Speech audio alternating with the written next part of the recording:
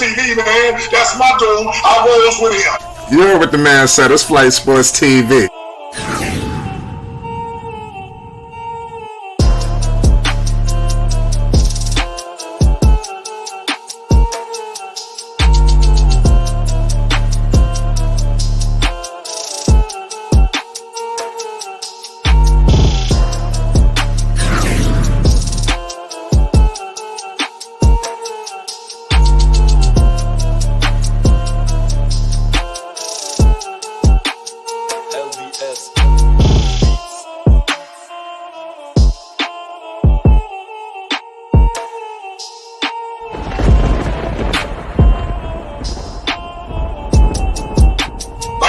Flight Sports TV, that's where it's at.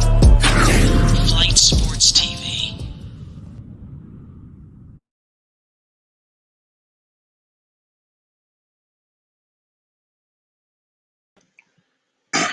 What's going on, people? It's Flight Sports TV. I appreciate y'all for checking with me. You already know we back with another one of those things, man. We discussing that Chino Hills prodigy, ZO2 tonight. We got a whole lot of things to discuss, man. Because it's just so much to unpack when it comes to Lonzo Ball, man. Because the news and all the reports have just been so up and down. But we're gonna get to a consensus belief, man. I think we had a consensus belief, and we're gonna get into that shortly, man. I appreciate y'all for tuning in with us tonight.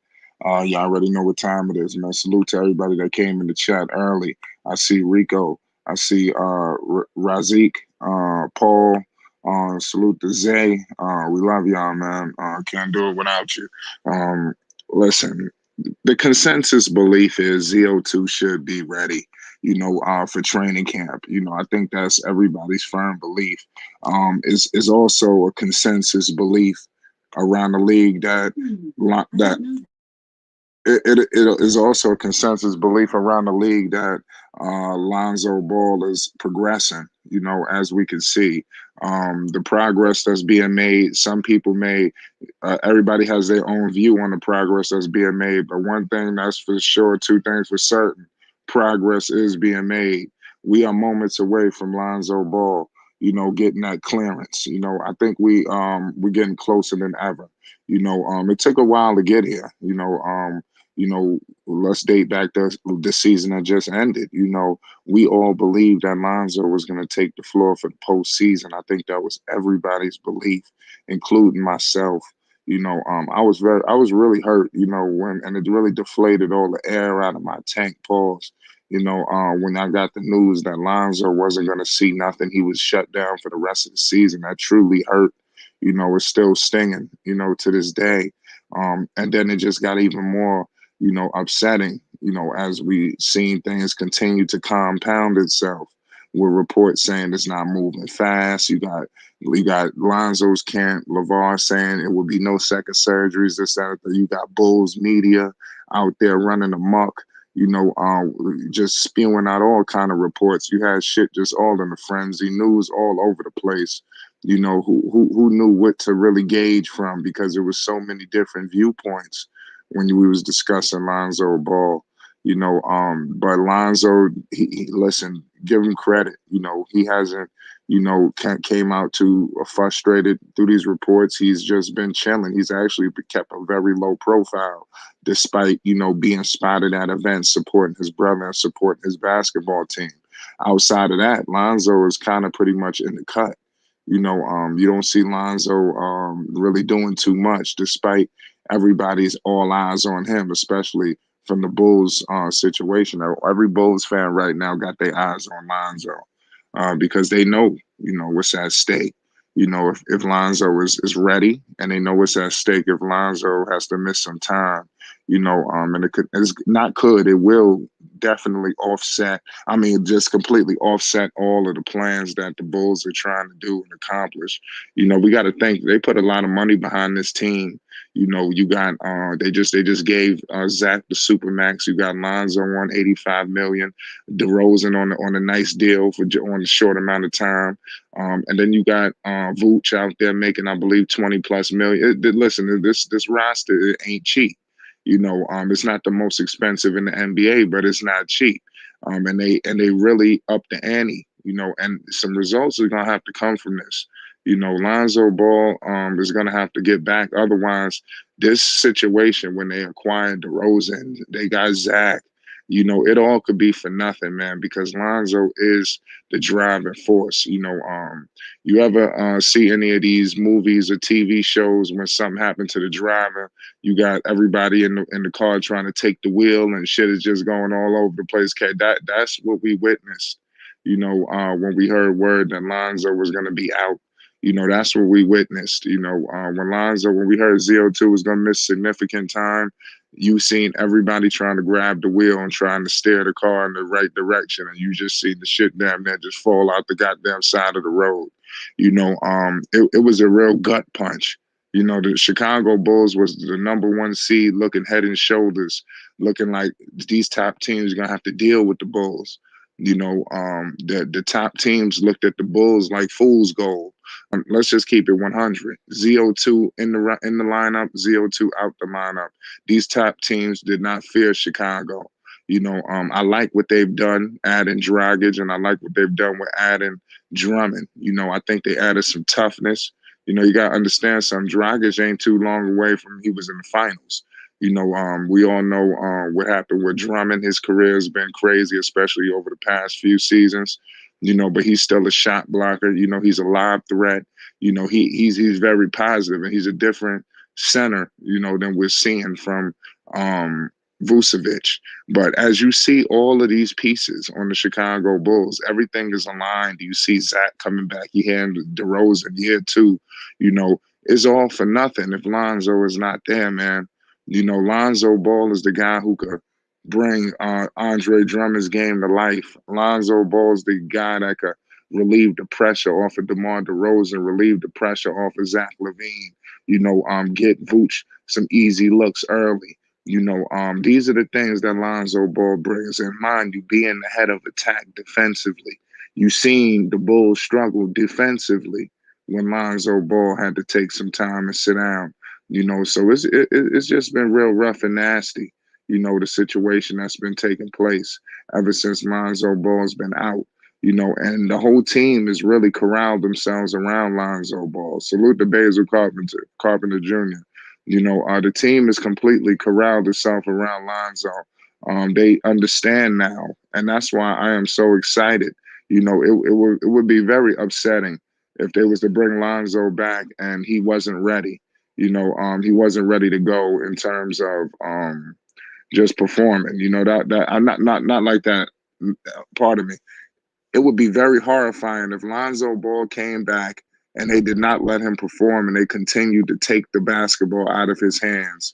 I know now, since his absence, these teams and actually his teammates, they know they gotta play through this guy.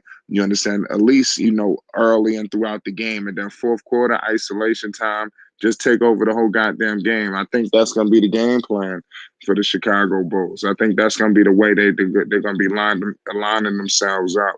In my humble opinion. So look out for Chicago, man, because Lonzo Ball is coming back and he's just gonna add a completely whole entire different dynamic to the situation to what what we've seen, because they almost fell completely off the map, and you're looking at this Eastern Conference, you seeing these teams, you got even the younger teams, you got the Hornets, they're looking to make the postseason. You got the New York Knicks looking to make the postseason, the Washington Wizards looking to make the postseason. So bottom line is what I'm saying is you got a lot of teams that didn't make the postseason trying to get in there. There's only 8 spots. If you want to throw 10 with the play-in, there's only 8 slots going in. Who cares if you make the play-in? If you don't make the postseason, who cares if you make the play-in? If you don't get in the postseason, everybody forgets that. Everybody forget about the play-in. All they remember is the goddamn playoffs. That's something that that's the lasting imprint. Nobody's discussing what happened in the play-in. They discussing what happened in the first round, things of that nature. So I say that to say they need Lonzo Ball, because you don't want to start the season and Lonzo's not there, and they trying to do whatever the hell they can, make shift and slot somebody in there. You're not going to be able to do what Lonzo Ball can do. It's just not going to happen. Not at the stretch of a inkling of imagination is something like that going to take place. You know, so if Lonzo's not in this time early, you know, you looking at these teams looking to come out the gate. I'm on the record of some of these teams, like we just discussed the Washington Wizards. You know, I believe that you could say arguably they have the best player, you know, out of any of the teams that missed the postseason. And this man was hurt all last year in terms of Bradley Beal, and they've retooled the roster around their max player. You know, believe it or not, they got some pieces. They quietly traded Bertans out to Dallas and acquired Porzingis, and they got these young players that's been budding on the horizon. You know, they've got some talent. You know, I could see there's no reason why the Wizards shouldn't make the playoffs. You got Porzingis back in the East. You know, people shout out Mac. You said Bulls first seed. I hope so. You know that DeRozan is a great regular season player. I think no matter what, DeRozan gonna have him looking pretty in the regular season because that's just how he is. DeRozan is just a regular season beast. There's an all out animal. You know, so it's just something that we gotta have to monitor. But I'm just telling you the importance of Lonzo Ball. If he's not ready to go, expect the Bulls to start stumbling early. I don't expect them to come out the gate firing, you know, like they did a season ago. They came in really hot, you know, and it's very important for Lonzo to make training camp, not just be ready for the game one of the season. You gotta get in some of this training camp. You know, you have to. You know, you cannot miss training camp. You know, at least the majority of the training camp. Okay, you missed the first such and such is still bad, but you got to get in that training camp with these players because if you just come in there, you know, shit is just not all the way right. You know, we all know that's not how you win championships. Everybody got to be ready. You don't want things starting off wrong already. You know, and Lonzo Ball coming in the season hurt, it would be starting completely wrong early. It'll just be horrifying. That's something that we must monitor. But y'all let me know your thoughts. Shout out Basil. He said ESPN picked Bulls 44 wins, 8th seed. Oh, and that's actually pretty bad if they get the 8th seed because, like I said, this is an expensive roster. You know, you don't pay an 8th seed. You know, all of this money. You know, they didn't sign Zach to all of that money.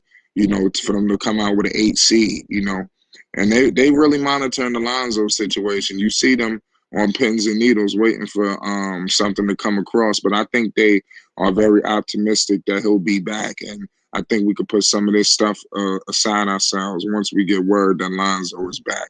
Once Lonzo Ball is 100% healthy, you know, we can move forward, you know, and everything will be good.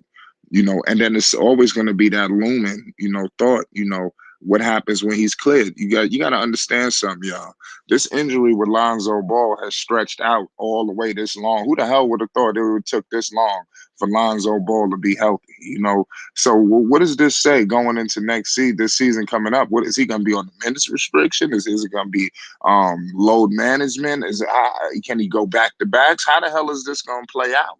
You know, I mean, that's gonna be something that the gauge, you know, because it's just stretching so long. It's not like, okay, he was cleared and he had all summer long to really just recover. It's like I think he's still kind of, just rehabbing, right now, and that's not where we wanted him to be. But we really don't know exactly how far along the process is, but we do know that he is not too far away from being cleared. It's consensusly, viewed that Lonzo Ball should be ready to go, for the start of the season, and definitely, ready to make training camp. That is the goal, for ZO2 to be ready for training camp. And that puts all of the stuff to bed.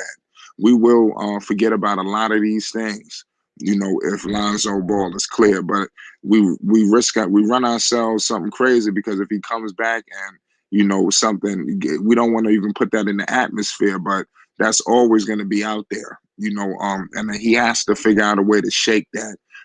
Hopefully he can start this season and have a relatively fully healthy year, because then you won't have to worry about these injury prone thoughts and things of that nature. That's gonna be a distant memory. Nobody's gonna remember that.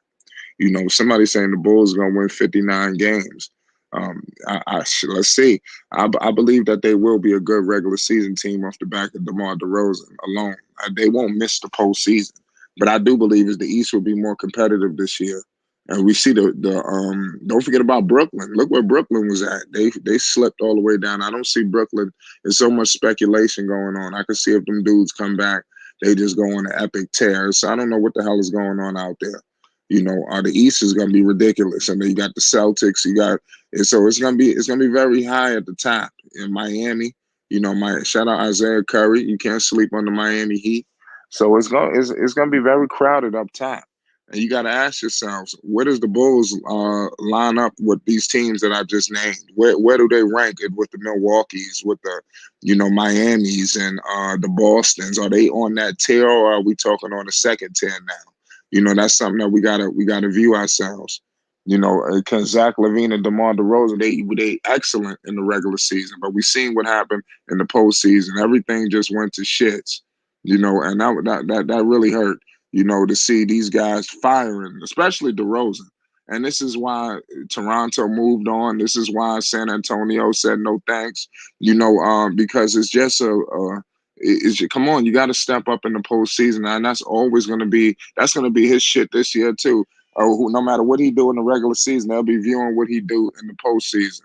That's gonna be all they're gonna be concerned about with DeMar DeRozan. Max says 60 win teams in the East. We'll see. I don't know about 60 wins though. That's a lot of wins. You talking about the number one seed now in the East. That means everybody got to be healthy out the gate. Shout out Manny. If everybody not healthy out the gate, 60 wins, I think that's impossible. Shout out Manny. He said Bulls should work for the 4 seed. That way they can advance to the second round. That's their ceiling unless LaVine elevates his game. That's facts.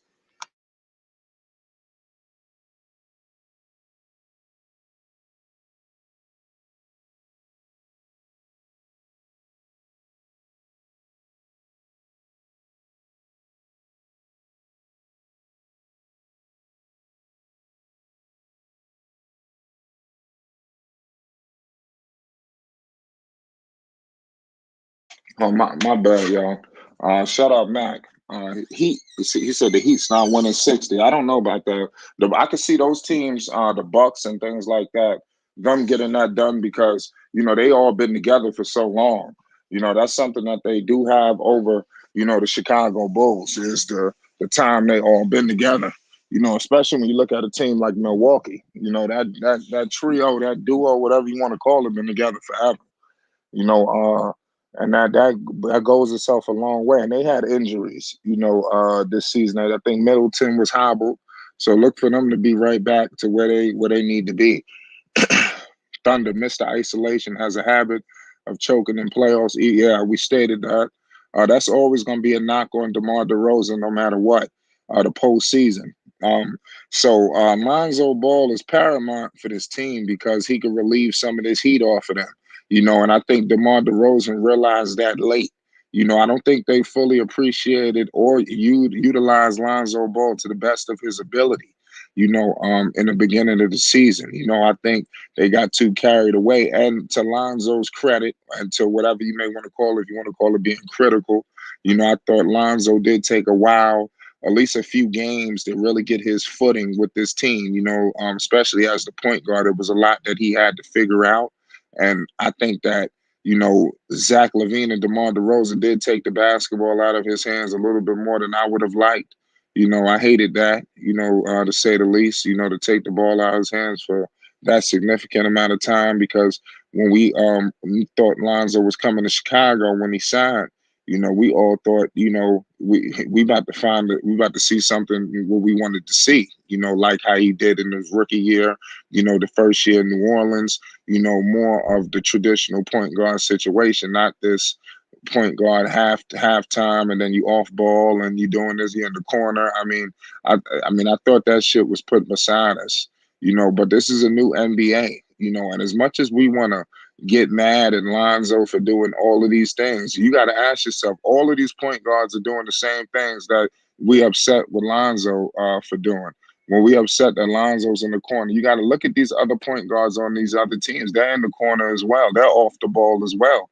It's not, maybe Steph Curry is the only player, possibly that's on the ball like 90% of the time, 80%. Like, I think Curry's like the only player that's seriously, even like Chris Paul, he has the basketball a lot, but he gets off the ball a lot. You have times where Booker got the rack, Bridges, just all over the league. There's no point, even like for LaMelo Ball, for instance, he's a guy that you could find him sometimes, like, what the hell is he doing in the corner? They taking the ball out of his hands, so in this new NBA, I think, of course, it may happen to Lonzo a little bit more than we would like, you know, but that is the new NBA, and everybody's like, you got a bunch of ball handlers on the basketball team, man. And it sucks. So I think that's when Lonzo Ball goes into that, spotting up, and that's when he's able to show, that 3-point prowess, that he's grown with, to diversify his game. I think that's something that's good, especially when the ball is out of his hands. He can kind of get in spots, and like I said, the defense collapse. You still have some idiots around the league that feel like Lonzo Ball shooting is suspect. So sometimes you do find Lonzo, especially early in the game, you might find him a little open, the defense sagging off. They're not really playing him like that. And then he hit 1, 2, 3, and then before you know it, they pick it up full court. So I think that's something that always is the case with Lonzo. That's why it's important for them to let Lonzo run the show. And I think that's something that I don't know if Billy Donovan see. That's when things get tricky now, because you got to ask yourself, if you're the Chicago Bulls, what the hell are you going to do? You're going to roll into next season, with that bullshit offense that you was charting around to close the season. You're going to be cooked. You're going to be finished with that shit. It's up to Billy Donovan and Lonzo too. Let's hold him accountable. But at the end of the day, Billy Donovan has to, put the hammer down with these dudes and let them know y'all are not gonna do that shit that you did. DeMar DeRozan, you ain't gonna be up here running around like you Michael Jordan. You are not Michael Jordan. You're gonna have to play more traditional. And then in the fourth quarter, defense breakdown. Okay, you could get to some of that, but that's not a good way to play and sustain, success. Especially with a team with deep playoff aspirations. We all know isolation ball dies in the playoffs. That is a regular season game. There's no way you're going to do that. And then in the Eastern Conference, you got to ask yourself, for a team that's relies so heavily on isolation, look at the East. You got to you have the Brooklyn Nets. They have better isolation players than you. Look at the Boston Celtics. They damn near may have the better isolation players than you. And then we could continue to go down the line. I'm a damn tell you this right. The Milwaukee Bucks. Giannis Antetokounmpo clear the whole goddamn shit out. You talking about teams that isolate better than you. And all you want to do is isolate. Something got to change. And that's why I'm telling you, Billy Donovan ass could be on his way out the door if he don't figure this shit out. Because if he just come out and you seeing DeMar just take over the offense, and you seeing Zach, it's like a your turn, my turn. It was no kind of, change throughout the whole entire off season for Billy Donovan. If we see that happen, Billy Donovan has made no adjustments from year to year. And they are going to suffer the same situation, same defeat as they suffered, against the Milwaukee Bucks, which they should have had no business even facing Milwaukee. They should have had way deeper playoff positioning. But I mean, it is what it is, man. That's not for us to continue to beat a dead horse about. But Lonzo Ball, man, is very important, man, for this team. And you have the answer to all of the problems. You cannot neglect your starting point guard. For a team that has to change, the way their style of play is, knowing that isolation is not the way to go. You got one of the top, IQ players on your team. So you got the answer. All of these players and these are just little quick fixes. You have to give Lonzo the ball and let him set up these guys. Let him relieve the pressure off these guys once and for all. Lonzo Ball is that guy. He is that key, you know. And I am so sick and tired of these teams and organizations fucking around Lonzo Ball and misplacing him and misusing him. And this shit must stop because you see what happened. You know, one thing we could say, okay, Lonzo has suffered some injuries and you could say injury prone. One thing's for sure, when Lonzo leaves the team and he's hurt, you know, the whole goddamn team crumbles.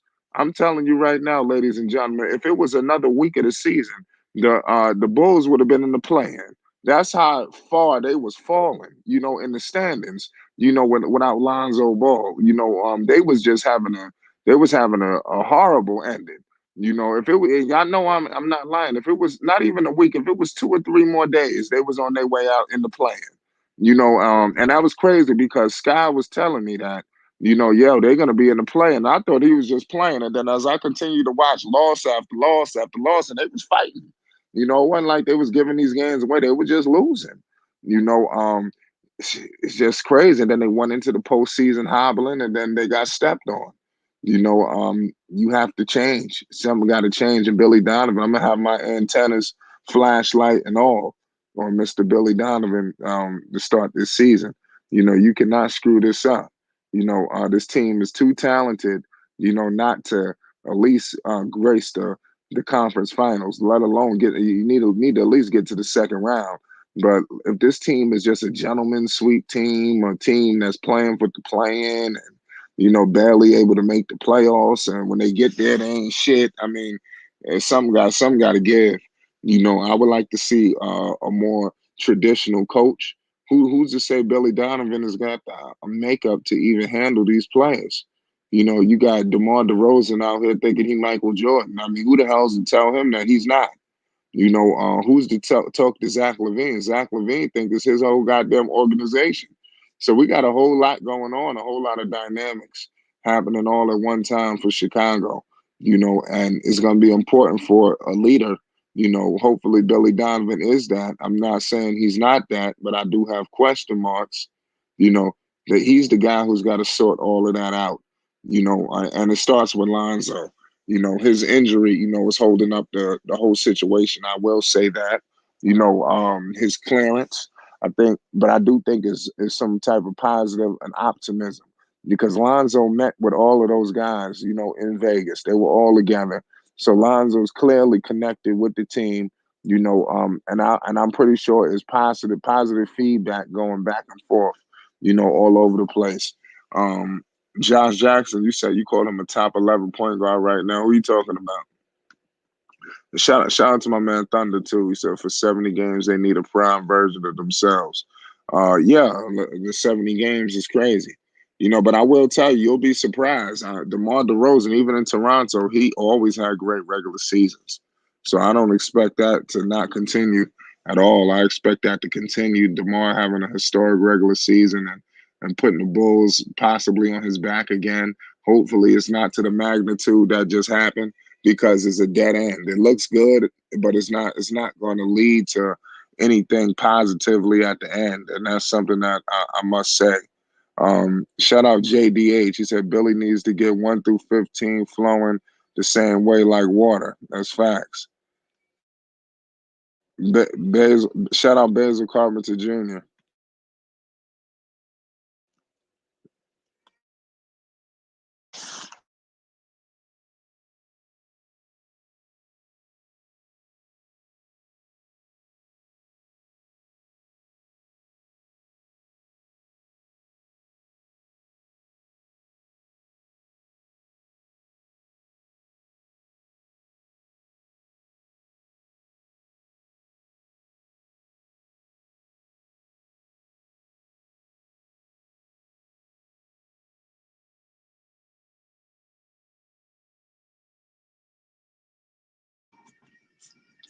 My fault. Shout out Thunder. He said teams who win 70 games are generational super teams. The last team to do that was the Golden State Warriors.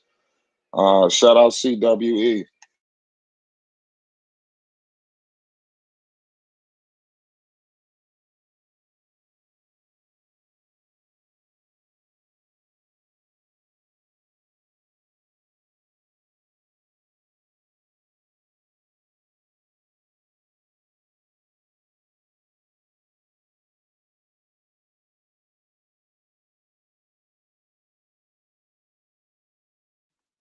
It was definitely not a first seed last year. My fault, Basil.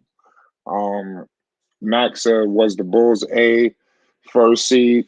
They were for mostly part of that whole goddamn year. They were, they were the first seed the whole goddamn year. And then obviously, all the shit just plummeted. Once Lonzo Ball left. So hopefully that doesn't happen again. Shout out Matt. He said Spurs won 67 wins. I do remember that. That shit was crazy. See, nobody remembers that. That was wild. They won 67 games. That shit was crazy. And I know, did they even play in the playoffs that year? Shit, I would like to know if they even faced off. That was a while ago. I do remember when the Spurs were going neck and neck with them. They had a team back then. Thunder said that's prime Warriors. It sure is.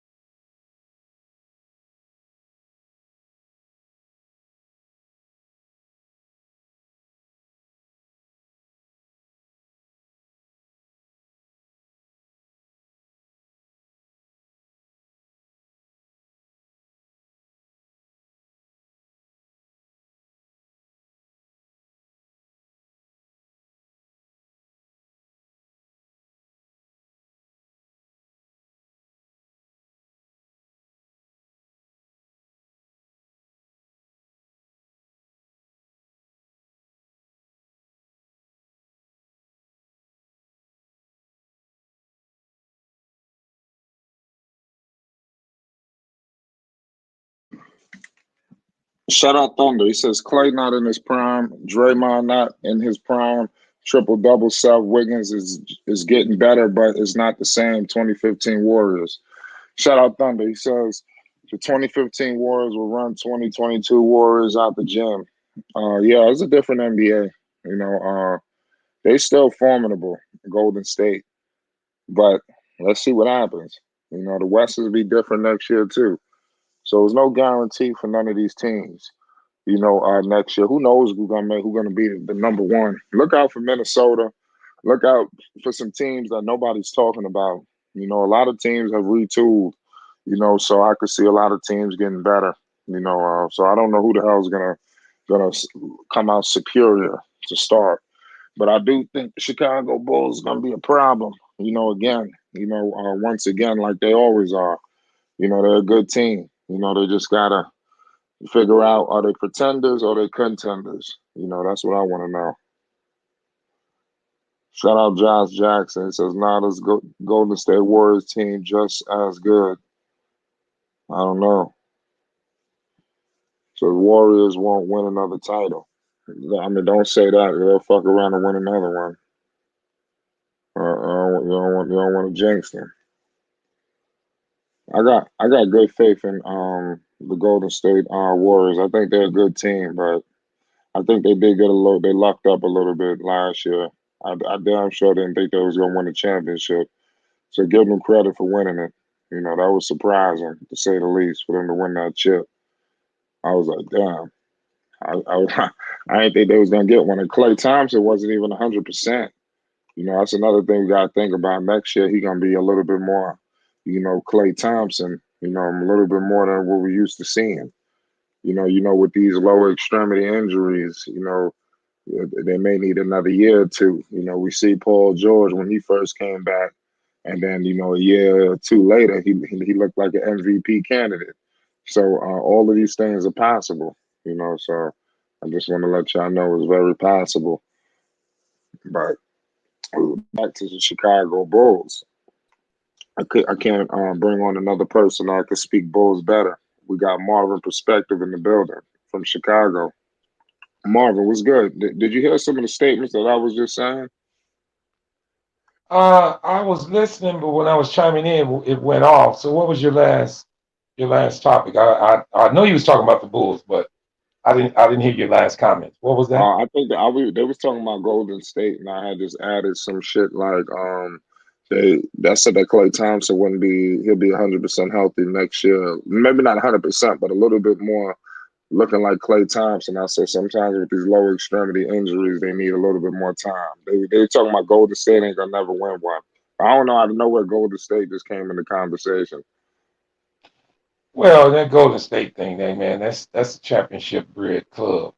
It's gonna be hard to count them out. I mean, Right, they just gotta be beat before you count them out. Golden State is they hey man, that pedigree is his championship. It's hard to take that away from a team when they got that, and they got Steph Curry. It's a damn good team over there. right.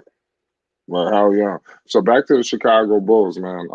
I was just saying, like, Lonzo Ball, man, he's poised. I believe that he's hearing all of this chirping that's going on, with his injury. Why is it taking so long? It wouldn't surprise me at all if Lonzo take the floor next year just on attack mode. And what I want to say is possibly, well, literally recreating some of that magic that the Bulls had to start the season. It was the hottest team in the league. They put Stephen A in his place when they went to the Garden. I mean, Lonzo hitting game winners at the Barclays. The list goes on, continuing up his game. And then you seen the Bulls looking like they were the number one seed. Everybody thought the East would have to go through Chicago, and then out of nowhere, everything changes. So Yeah. let me know your thoughts on this situation. Well, you know, back to a couple of things that I have said before. In the Bulls case, one thing that I can base it on is, I hate to even bring it up, but continuity means a lot for a lot of clubs. And I think a lot of people forget the Bulls were actually with this squad, this present squad, for the first year this past season. Now, the expectations from starting at the beginning of the season as well as they was playing, they definitely rose a lot more than expectations of most people at the beginning of the season. Because I didn't pick them to win 50 games. I didn't pick them to win the championship, but I did hope they play well. They played well enough. And I believe it was a glimmer, just a glimpse of what they can be. We all know injuries are a part of the game and they affect the game. But I think with a healthy Bulls team, they can play a lot better. Now, I'm not going to, like I said, I don't want to give predictions or anything like that, but I do want to say this. The Bulls can be a lot better than what they ended up last year if they're a healthy team. And that goes to every NBA team. But in the Bulls case, how the importance of Lonzo Ball is a lot larger. It's almost like a loss of a Giannis off of Milwaukee, because that's how important he is to the Bulls. And the sentiment has been going around quite a bit, like because of our eye test that we see that the Bulls wasn't quite letting Lonzo do his thing enough. I'm just going to throw out a couple of numbers here, guys. He played 35 games last year. Well, first I'm going to go to DeMar. DeMar played 76 games last year. He shot the ball. His field goal attempts per game was 20 a game. That's too many. We don't need DeMar DeRozan shooting 20 shots a game. But to that, Zach shot 17 and Vooch had 15. You know who was next on the list in shots attempt per game last year? It was Lonzo Ball. He shot 10.9 shots a game in 35 games. He shot the ball. He just wasn't there all year. That's the difference what it was. He was the fourth leading shot getter on the Bulls. Now, if you look at the Bulls roster with DeMar DeRozan, with Zach LaVine, and maybe he can take over the spot of Vooch, because Vooch only shot the ball 15 times last year. With Lonzo half a season, 35 games, shooting 10 shots a game, I think if we get a full season out of him, we end up with 13 shots a game, which would bring DeMar's shots per game down to maybe 16, 17, 18. Zach's shots per game down 15, 16, 14, and Vooch down to 11 and 12. That's exactly where we need him. The difference in the whole situation is that he didn't play the whole year. Now, it might, and also he averaged 13 points a game, those 35 games. And with DeMar averaging 27, Zach averaging 24, and Vooch averaging 17. If you get three points up on him at 16, then you're going to be looking at a 27-point scorer, a 24-point scorer, a 17-point scorer, and an 18-point scorer in the top five in the starting lineup. Also, something else I want to bring up that a lot of people, I mentioned it a couple of times, but I hadn't mentioned it here. That was very important for the Bulls last year was the health of Patrick Williams also. What Patrick Williams' injury did is it eliminated our bench strength, which means that's why we ended up having to play a couple of players off the bench in the starting lineup, one being in particular, Javonte Green. Now picture this, guys. Pat, now this is on I'm just hoping that because I don't like to preach anything in existence. Everybody's healthy. We ready to go. Instead of Javonte Green starting and playing that 4 slot, Patrick Williams is in the game. That puts Javonte on the bench. There's our bench. There's a little bit more of a bench strength coming back.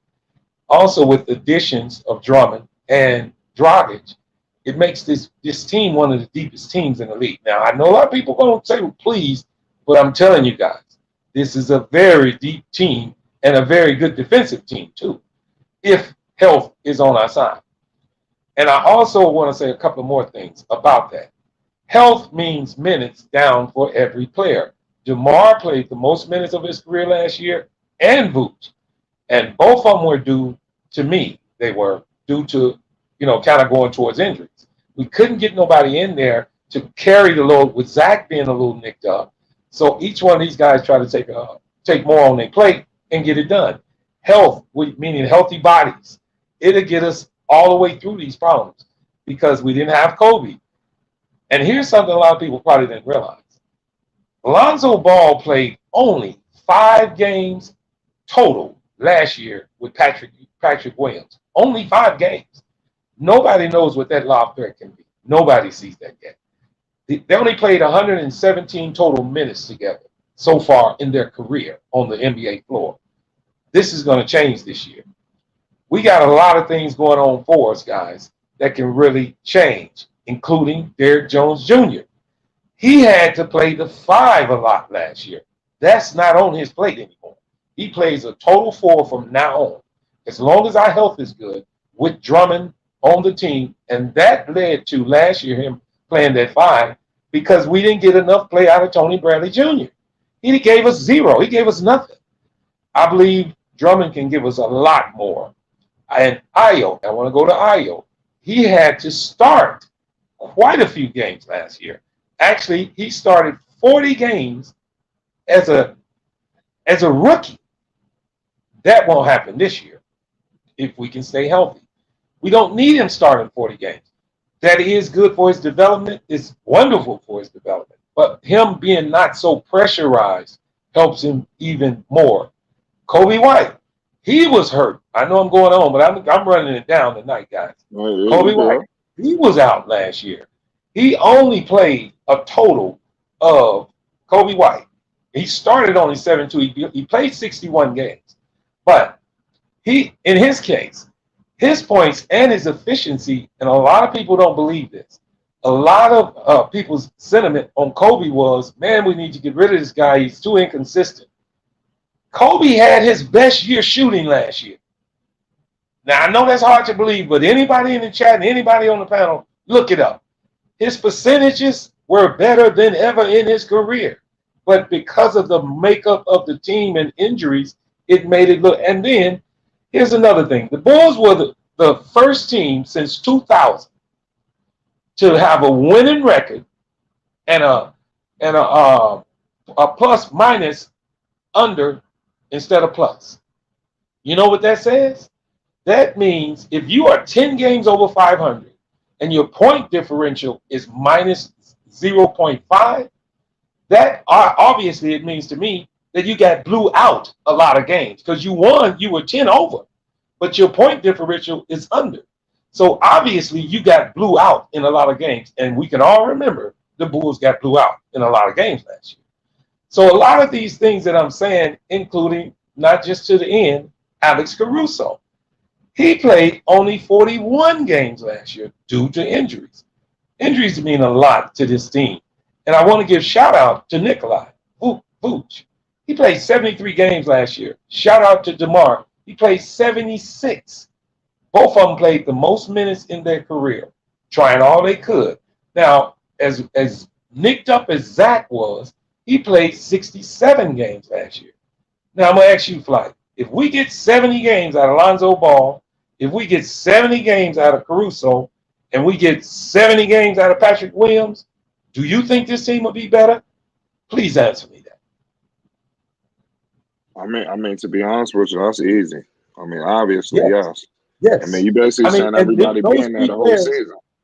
Yeah, these three players I just mentioned, and well, two of them, Patrick Williams and Lonzo, they're going to take shot attempts away from DeMar's 20 and Zach's 18, which is going to give them rest.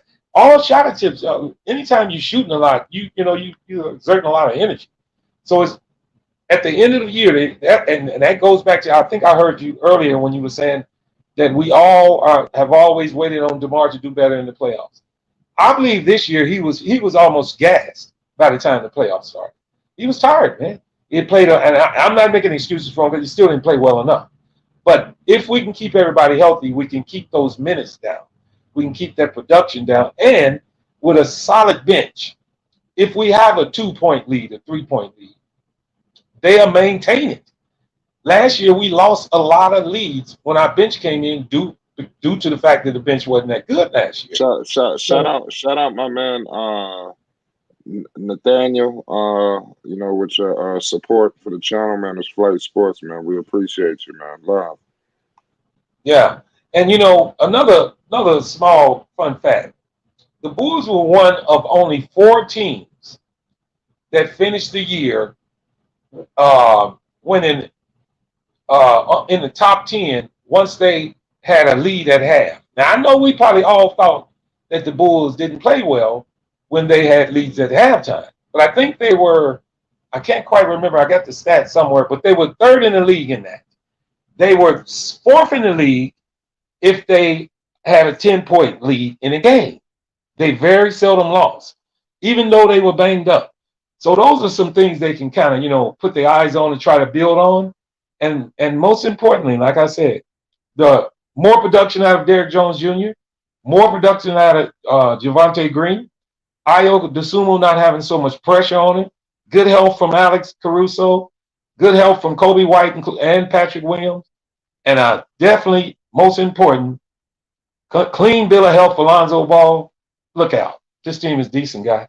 And I'm going to tell everybody this right now. The Bulls bench is going to be top ranked in the NBA this year. Mark my words for it. No, I believe you said the bench. I mean, what you see so different about the bench now than before? Well, first of all, you get a chance to use Caruso and Javonte Green and Drummond and Ayo Dosunmu the majority of the time for the second unit. A lot of times last year, Javonte Green was a starter, so he didn't play very much with the second unit. Caruso started a lot, so he didn't play as much with this, and plus he was out quite a few games. You get a chance for these guys to come in their natural positions, play their natural roles, including Derrick Jones Jr. A lot of Bulls played out of place last year, a lot out of position due to injury. And then pressure was on them. The expectations at the beginning of the season built that pressure. The Bulls were 39 and I think 16 at the break. They were second in the East. So the expectations coming to the second half of the season were, listen, guys, you cannot blow this. You're the second seed. And when the pressure started building, when them not playing well, I'm not equating that to injury because I don't believe in injuries. I believe in them, but they are part of the game, so I don't put them as a fault. The Bulls were not playing well in the second half. And the pressure build. And by the time they got to the playoffs, which they barely made the playoffs, I'm here to say that, but they did. They were not focused. They were not ready. The team was not even in cohesiveness. They were all out of whack, and they could tell it was going to be a doom situation. And here's the difference. With a healthy team and playing better down the stretch, you go into playoffs with a different attitude. You go into playoffs with confidence. And another thing, really important for the Bulls, having home court advantage in the first round, at least for the first round, is important this year. And I heard you talking about Billy. I want to throw out a couple of Yeah, things about yeah. Billy. Let's go. We could definitely talk about that. Yeah, because I want to throw out a couple of things about Billy. Listen, guys, I'm not going to go back to the points of me fighting for Vooch because I know he was going to be there. I'm not going to go back to the points about me fighting that Zach was going to sign.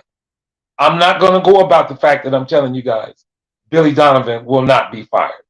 I will give you a couple of reasons why. First of all, the Bulls were 10 games. I'm not saying I'm not saying he did well in the playoffs. I'm even not saying he did very well in coaching wise during the regular season. But to get to 10 games over without Lonzo Ball half the season, with a nicked up Zach LaVine, with Patrick Williams only playing 17 games, with Kobe being hurt, with Caruso only playing 41 games, is an achievement in itself.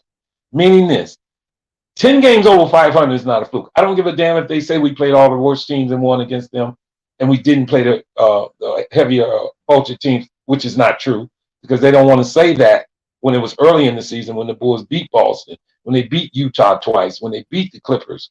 But I'm not going, that's a different subject. Billy Donovan, and another, that's the first reason that I don't think they're going to fire him. The second, last year, the Bulls were under 500. So what are you looking for in a coach? You're looking for progress. Now, we all looking for championships. We know that. But the Bulls had a 4-year window with Zach LaVine. With DeMar DeRozan, Lonzo Ball, and Vooch. This is their third year coming up. The keys to Billy Donovan's success is this. They have to get across the first round this year. And if they do, he's not going to be fired. If they make the playoffs with a decent record, he will not be fired. Second reason I'm telling you why not. The Bulls ownership will not fire a coach in the middle of his contract and have to pay somebody else because they're too damn cheap.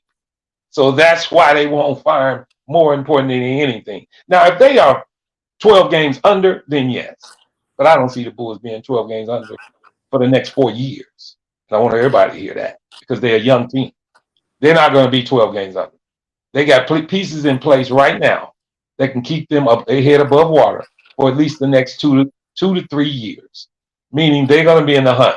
And every year they get better, meaning this, learning from losing in the playoffs last year because they had a horrendous playoff. They played a team that was way more confident than them. Actually, Milwaukee's expectations was championship again, and everybody know that. And to say that the Milwaukee Bucks wasn't that good, bullshit. If Middleton is not hurt, they're more than likely a lot of people's favorites. But I'm not taking the fact that the Bulls lost. We lost. I don't give a damn who it was. I don't say we lost to the ex-champs. I say we lost to Milwaukee. Let's do better. And another thing, I'm gonna say a couple of things because I'm really excited about these boys this year. We got a young talent in Dalen Terry that we drafted, who's gonna, to me, I didn't stated this before, who's gonna actually mean something to this team early. The Bulls have no rah-rah guys, no guys who's in each other's face, who's tough-minded. We all knew that when that happened to Caruso last year. When that boy got took down, somebody should have took Grayson Allen out. Nobody did nothing, including Billy Donovan. And I want to go back to Billy too, because I do want to stay on Billy for another reason. Because there is a sentiment out there that his offense doesn't fit the Bulls' style. I got a stat here. Let me see if I can find it.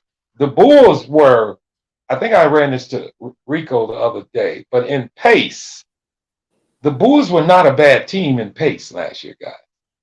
Now, I don't know how many people out here can actually identify Billy's true sets and runs that he run on the Bulls, because I haven't really been able to do it.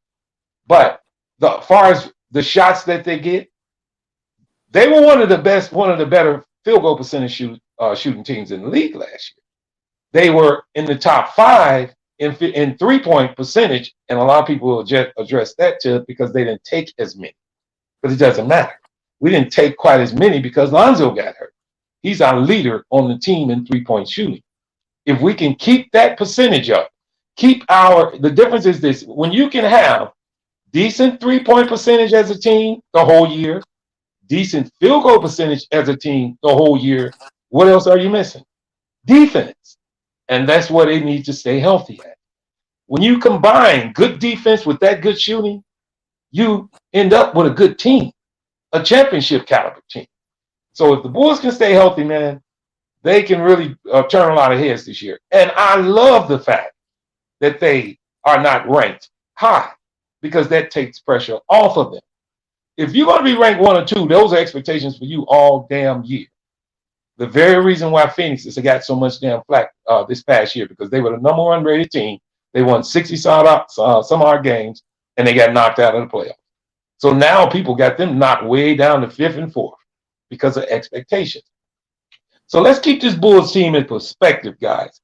Let's keep them where they want to be. We don't need the excess pressure. We don't need it because to you, Flight, you know Lonzo can play, and I do too. And a healthy Lonzo and that team with those runners, the Bulls in pace last year were damn good. Lonzo Ball, and I'm gonna say this too. Lonzo Ball, to me, is the best fast-paced point guard in the NBA. Up-paced game. He is excellent. Look at his highlights, guys.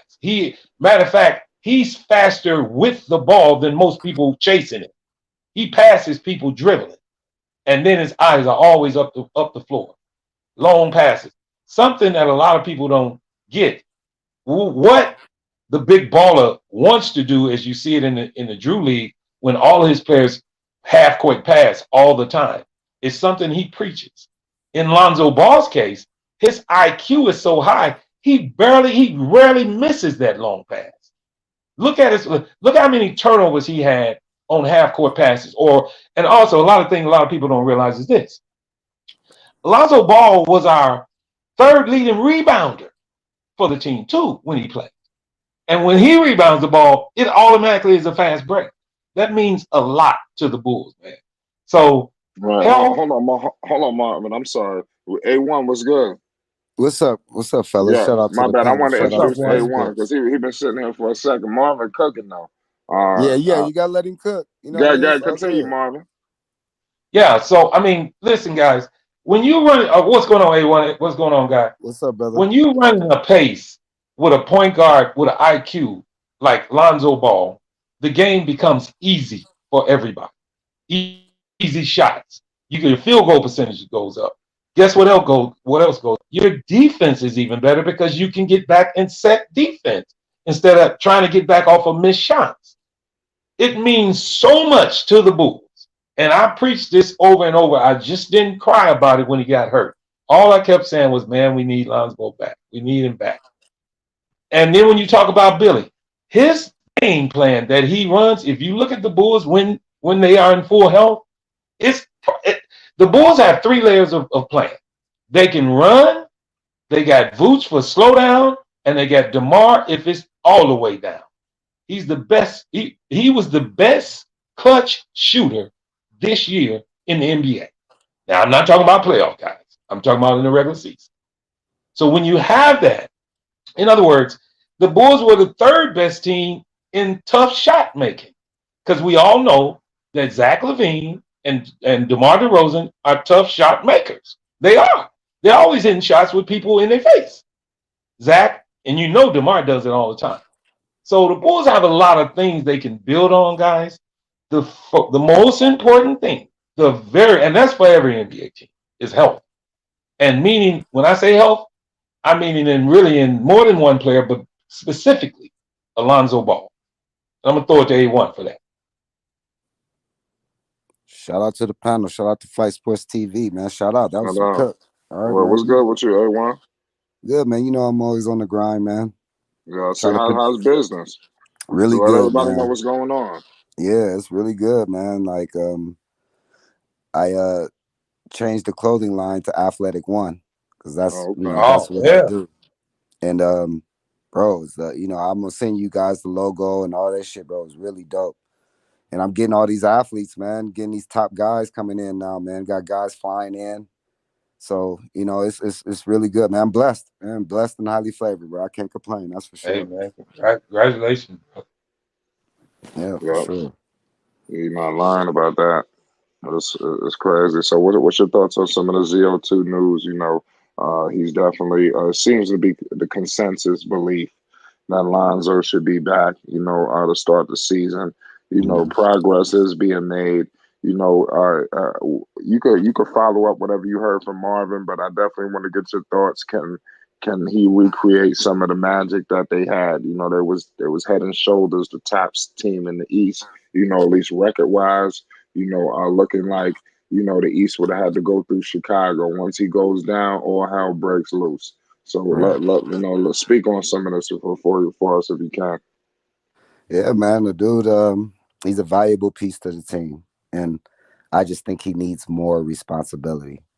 Um, I heard Marvin touching on a couple of things. If he ups his shots to around 12 shots, 13 shots a game, his numbers will go up. I don't think it should be a if. I think it should happen. And another thing, winning teams sacrifice personal stats, right? So Yep. with that being said, usually Billy Donovan's point guards average 8, 9, 10 rebounds a game, right? Because the whole idea is for the point guard to get the rebound to start the break. And they Yep. have the fastest, one of I say the top 3 fastest point guard with the ball in his hand. So with that being said, I think Lonzo should be averaging around 9, 10 rebounds a game because that starts the fast break. Those guys got to let him get the rebound and go. Russell Westbrook Yep. got to a point where he just told them, I'm grabbing the rebound, y'all run. That's why he was those triple doubles. Those was Yep. like he was getting a lot of those assists, grabbing the rebound, flying down the court, handing it off, um, dumping it off for alley oops. Just those simple things, man. Giving him the ball, and that's about 20% more responsibility. Let him get the rebound and go. And I think everybody will get more shots, more high percentage shots, and his assists go up. So, in realistic, he won't average a 30-point triple double or 25 point, but Lonzo can give us 15, 10, and 10 Yep. if they allow him to do his due. And the team will be a better team for that. Guys got to sacrifice personal stats for the betterment of the whole team. And allowing him to do more will allow the team, Patrick Williams, to get rolling. DeMar get the ball where he needs it. Zach is going to get his shots. Vooch is the main thing. And him and Vooch get that chemistry because Vooch missed a lot of bunnies as Lonzo was dropping off. It was a lot of fumbled pick and roll passes between the two. They just didn't have that chemistry. That's if they get that chemistry, those assist numbers will go up. Vooch's numbers will go up where you don't have to take all those shots because the percentages will go up. So it's just allowing him for the first time in his career, say, here, Lonzo, we trust you. I think we'll be a better all-around team because you're running it. And you know what? I want to piggyback on that because that's exactly true. And I do want to say this. Health is going to bring all of that. And I read in the chat about a couple of guys. One of the guys was saying that, a lot of people, fans, just basically fans of Lonzo, and, we really don't know. I don't have to speak. Go to his numbers yourself. That's to everybody who writes this. Now, let me tell them this. To everybody who writes this, go look at his stats when he's healthy and look at him play the game. Look at what he can do. Facts over feelings, man. Yeah. And listen, I'm a Bulls fan. I love every Bulls, but I don't hype nobody up more than what they are. I don't come on here just saying DeMar DeRozan is the best player, and he averaged 27 to 28 points a game last year. I know a good point guard when I see one, though. I know a damn good point guard when I see one, and I watch his tendencies. I watch the things that he does wrong and right because he has turnovers too, but his turnover to shot making ratio is way higher. His production is way, and it means the difference in the reason why I'm really discussing, and all of us are discussing Lonzo Ball, is his importance to the Bulls, to the whole scheme.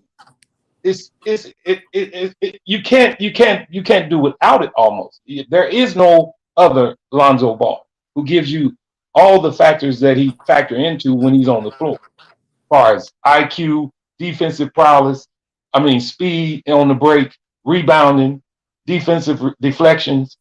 If you look at that on any other point guard in the NBA, he's in the top 5. his whole career he's been. He was on a projecting pace of being first team All NBA defense. That was his projection, bro. It was gonna be him and Marcus Smart. That was. And this is not us hyping him, guys. This is not us hyping. Just the facts. These were his numbers. Yeah. So I mean, facts over fiction. I mean, over fiction is all I'm gonna say about that. Because I don't come on here bragging or being. I ain't listen. Listen. These guys make way too damn much money for me to be kissing their ass. I don't believe in that. I believe in production. I believe in telling it like it is. And as well as when they lost in the first round last year, I say they should have played. Yep, go ahead. I want you guys to take a look at that. It's a show with Max, Keyshawn, and Jay Will. All right. And they was talking about Kevin Durant possibly being traded to Chicago. And Jay Will was like, no, they don't, they shouldn't make that trade. They got this, and this. And then Keyshawn was like, you can trade him for Lonzo Ball. And Jay Will was like, no. He said, you guys get look it up. He said the disrespect for Lonzo. He said Lonzo is a baller, and he just started, saying what he can do and all this. And this is Jay Will. You know what I'm saying? So it's just people know who he is. So that's like a thing in the NFL. A lot of guys you don't see on TV, but if you ask around the league, like a Dale Carter. I don't know if you guys remember a Dale Carter. He wasn't too big all over ESPN or in the news, but he was, you ask anybody in the league, he was a top 3 corner. But you won't see him on TV. So it's a bunch of guys like that, man. And that's where I think Lonzo falls. If you ask the guys in the league, their respect factor is through the roof. You know what I'm saying? You listen to commentators and you listen to these other guys. Oh, these guys they're fanboys. Oh, bro, it's facts over feelings, bro. Facts, just facts. They want Lonzo to average 38 and 8 when he's a point fucking guard, like a point guard. That's what he does. All right, he's not a point guard is gonna give you, nor he can. If you told Lonzo, we need 25 tonight, he gonna do it. It's just that's the frustrating thing about it. If Billy Donovan let him go. But it ain't even Billy Donovan. You know who it is? If DeMar say, Lonzo, I want you to do your thing, it's over. That's what it's going to take. It's DeMar. Yeah. And I want to go back to the levels that I mentioned about the Bulls. When Lonzo Ball is on the court, the Bulls are one of the best fast-paced teams in the league. When he's not on the floor, the Bulls do have DeMar DeRozan and Boots. That means they can slow it down, which means you're building a championship-oriented organization. You're building the things you need to be a championship team. The third thing that a lot of people always look towards is a decent bench. The Bulls are building a decent bench. And then last but not least, being one of the top 10 defending teams. We all forget, because we all are in the sentiment of what have we done for me lately. And the last thing we've seen the Bulls do was lose in the first round. But we all forget when they were fully healthy, they were a top 5-5 team in offense and defense. Health is most important for this team this year. Key additions, health meaning more than anything, it brings minutes down. It takes shots away from DeMar, takes shots away from Boots, gives Alonzo more shots, gives Patrick Williams a chance to be more aggressive. Another key factor that A1 didn't bring up that I know he know about is P-Dub. A lot of people ain't seen this young kid, guys. Y'all know he will be 21 next month. Now, I know everybody been talking that noise that he ain't producing. He's 20 years old. He'll be 21 next month. This year is the year that Patrick Williams shows true colors. It started from the end of last year. Billy finally started letting him get shots off. He averaged 15 shots a game in the last 7 games of the season, including the playoffs. He was one of our top shooters in the playoffs. And in one of those games, he shot 53% from the field, 51% from 3, and I think it was like 75% from the free throw line. That was against Milwaukee in the playoffs. And he scored 23 points that game in the playoffs. Patrick Williams. I know it didn't look like nothing, but that means a lot for a 20-year-old to play against Giannis and score 23 points in the playoffs for his first time. It was the 5th game of the series, but it was his first playoff series. So that and health. And then Ayo DeSumo. I want to go back to him. Remember, guys, he started 40 games last year. He doesn't have to, with good health, he don't have to start 40 games this year. And his knowledge of what he learned from last year is, he's upticking. Where's his ceiling? Nobody even knows. The Bulls have a lot of good things going for Imagine them, a small ball lineup with him, Caruso, and Lonzo playing defense. Yeah. Just picture all the matchups that can happen. Here's another one, A1. Derrick Jones Jr. played center 85% of the time for the Bulls last year. He's not a center. He don't have to do that no more. He can go back to his rim running. He can go back to his regular position. Right. Backdoor cut. All that. Yeah. Instead of having to play that 5 and not having, that means a lot to a team's chemistry. Listen, I'm not saying other teams didn't have these same problems, but I have to worry about my team, and my team is the Bulls. Those guys, real basketball novelists can see some of the things that happen. Real basketball novelists. I never cried last year that Lonzo was hurt. I hated he was hurt, but I cannot cry about him being hurt and he's not coming back. We got to do with what we got, deal with what we got, and try to win with it. Now, and because Flight really wanted to talk, because I want you to harp on Billy Donovan also. Listen, we all know Billy could have coached better. We all know chewing bubblegum on the fucking sideline when the Bulls losing by 20 ain't no damn good. We know that. But as far as his coaching, when you look at, because front offices pay their coaches by overall records, not 2 or 3 games. They don't pay them by 2 or 3 games. Now, if you go in the damn finals and you're up by 20 and you lose 3 of those games by up by 20, yeah, they're going to look at you for a couple games. But that ain't the case. Billy Donovan, overall, is, I ain't going to say the best coach for the Bulls because I don't see another coach coming in and running a better offense. I really don't. I think he runs nice substitution. His sticking up for the team is substance. Him being more active in the game for the Bulls. The Bulls team is substance. We all know that. But as far as firing him, you know how cheap the organization is, for one, and for 2, he was 10 games over. They're not gonna fire him yet. Now, if we don't make the playoffs this year, he's out of there. I believe they probably will. Well, I don't even know if that front office will fire him then, but he might get fired. Well, he should get fired. But I don't see that happening. A healthy Bulls team, we make the playoffs, and then we talk about how far we go. What you think about Billy Donovan? I think he's gonna get fired. Not right away, but I think let's see what happens. It's a crucial year for him. I don't think he's as safe as people think. Well, Fight, I can attest to that by saying this. The success of the Bulls this year will determine if Billy Donovan gets fired. Real simple, right? Because you're not going to fire him if you go to the second round. If you go to the second round, he's not progress. I don't think so. If they get swept, I think that's they get swept in the first round. I say they should fire him. But see, all of this is based on the health too. Remember, we got to be healthy. Make sure we got a full team before we start to creaking them, saying they ain't this and that. You know what I mean? Right. What if they get swept in the second round? Well, and then how that sweep looked. How if they were intimidated, if they just were out coached, because I know blame's got to go somewhere. If they get swept in the second round by losing by 2 points every game, you can't fire Billy Donovan.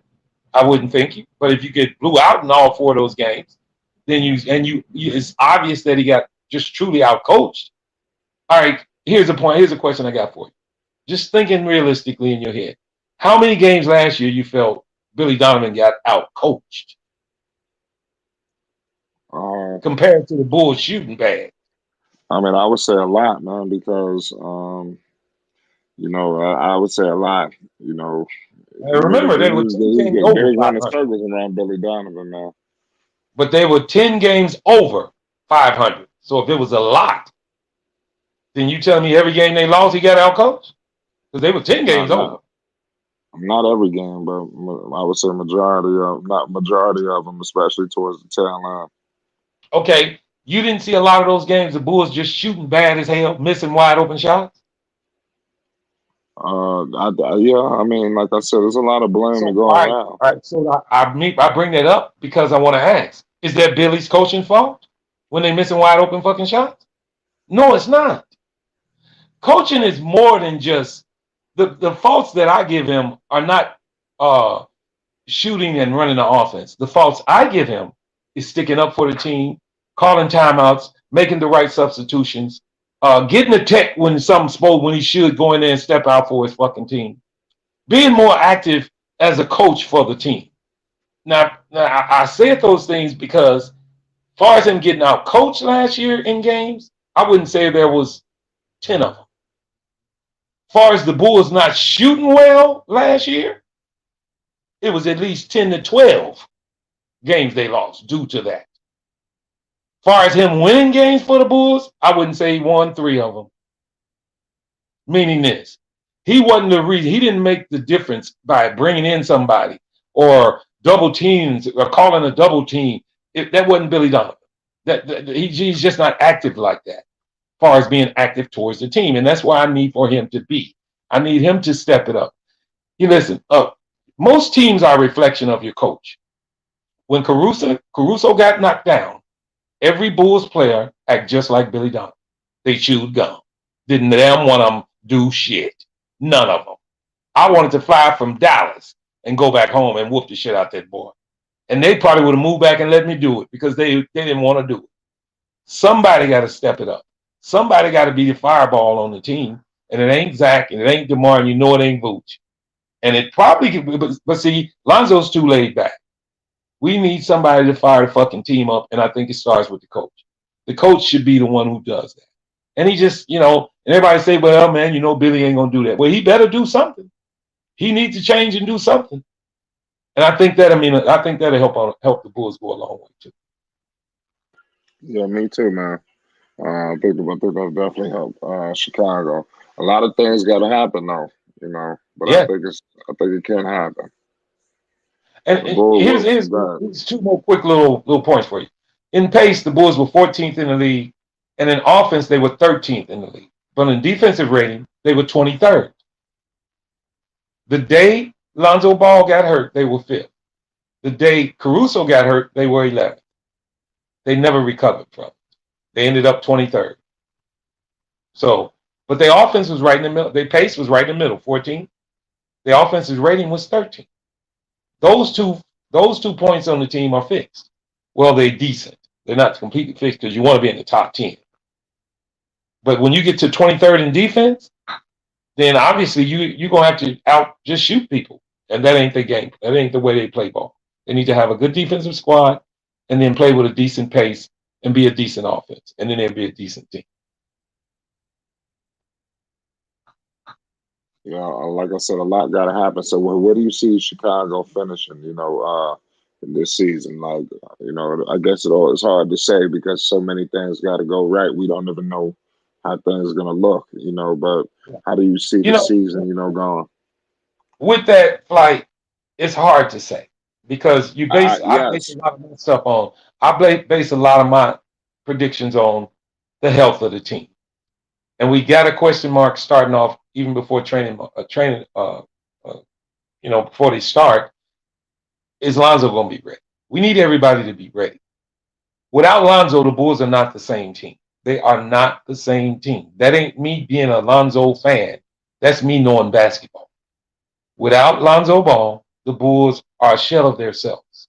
They're not the same team. I don't care, even with bringing in Dragic. He's not Lonzo.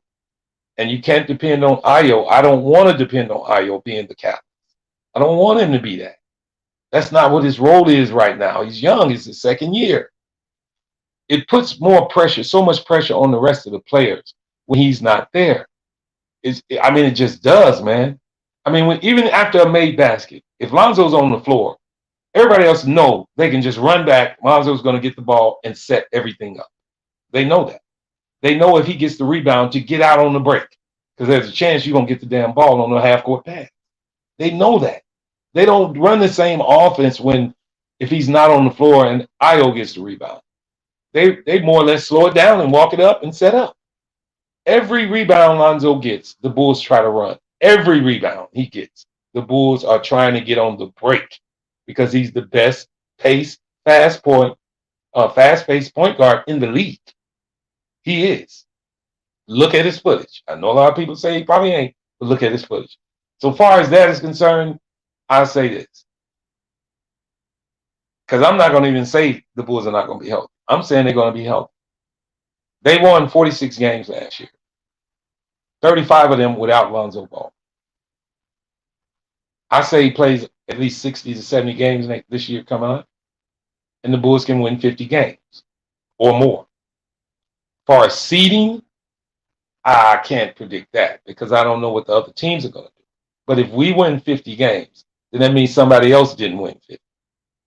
Now, as far as competition in the East, are we better than? Are we better than Boston? Are we better than Miami? Are we better than Philly? I say this. A healthy Bulls team is better than all of them. I believe that. They can be better than all of them if they're healthy. They're not healthy, then the Bulls are not better than them. It showed last year.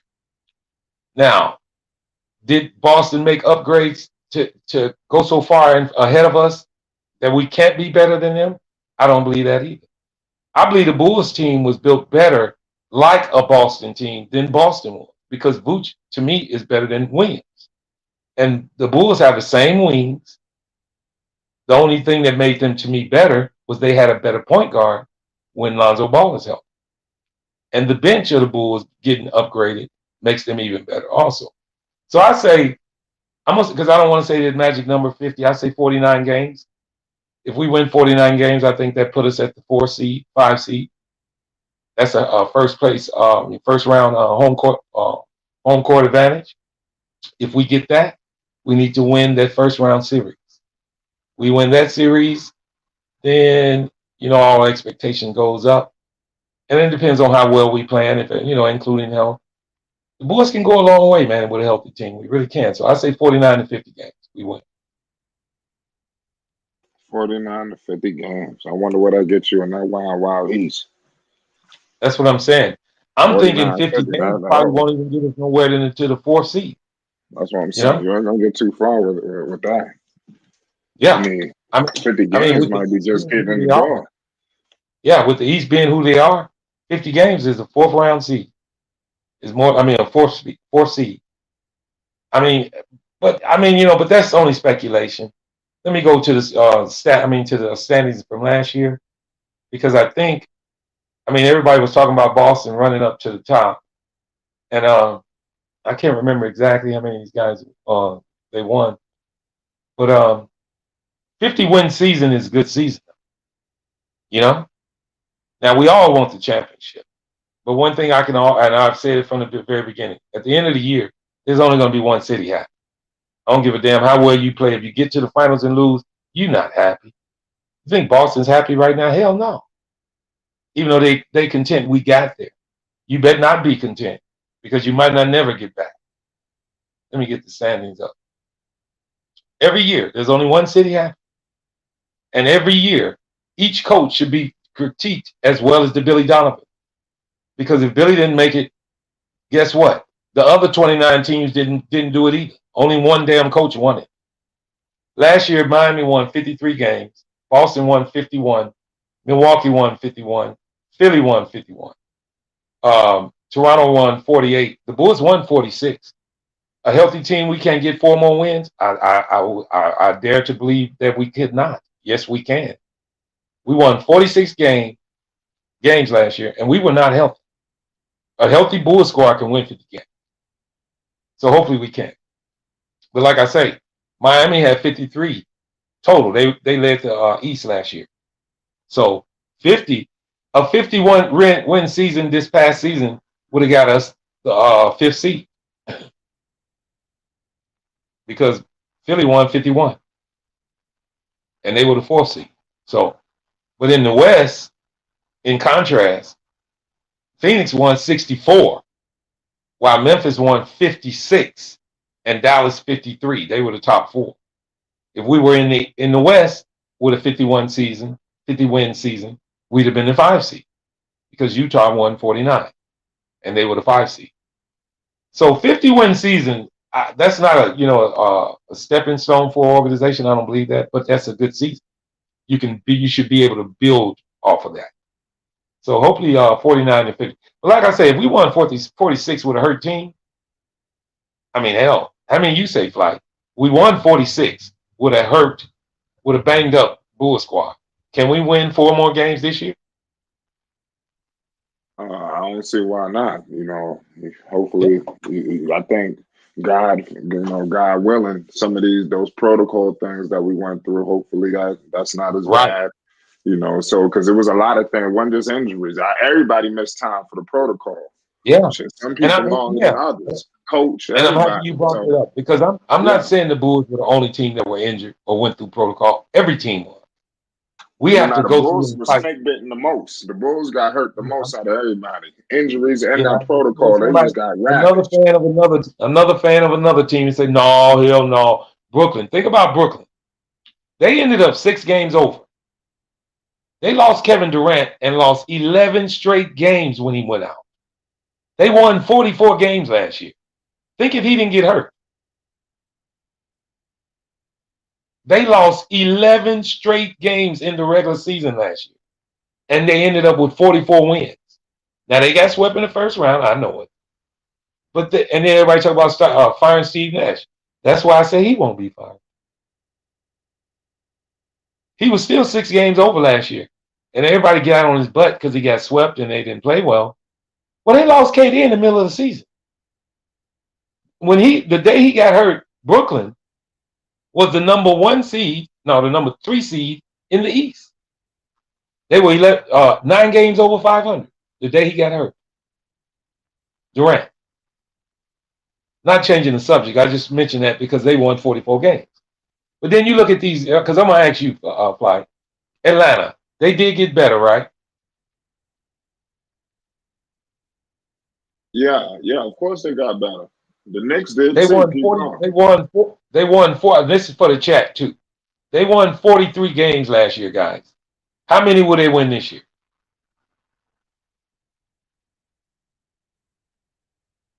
Well, that's a good question. I don't know how many games, but I know they're gonna win more than they did. They're a better team. They just added an all-star now.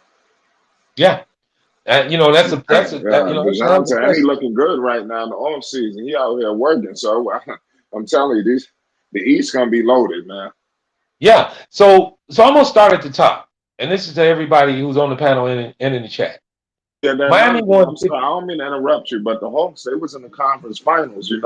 They just had one bad year. They're going to be looking to get back. Right. But keep going. Well, and that's why I want to do this. I'm going to go from the top of the East all the way to the 10 seed, who was Charlotte. Miami won 53 games last year. Will they win more than that, or will they stay the same? That's to the chat and to you, Fly. 53 Miami last year. Can they do that again? I don't see why not. Okay, Boston won 51. Can they do that again? Yeah, of course, maybe over. All right. Milwaukee won 51. Can they do that again? Absolutely. Philadelphia, they won 51. Can they do that again? I don't know about Philadelphia. I got question marks. Now, that's the one that I was thinking about. But did they get better? Yes, they did. Yeah. Yes, they did, Flight. They got better.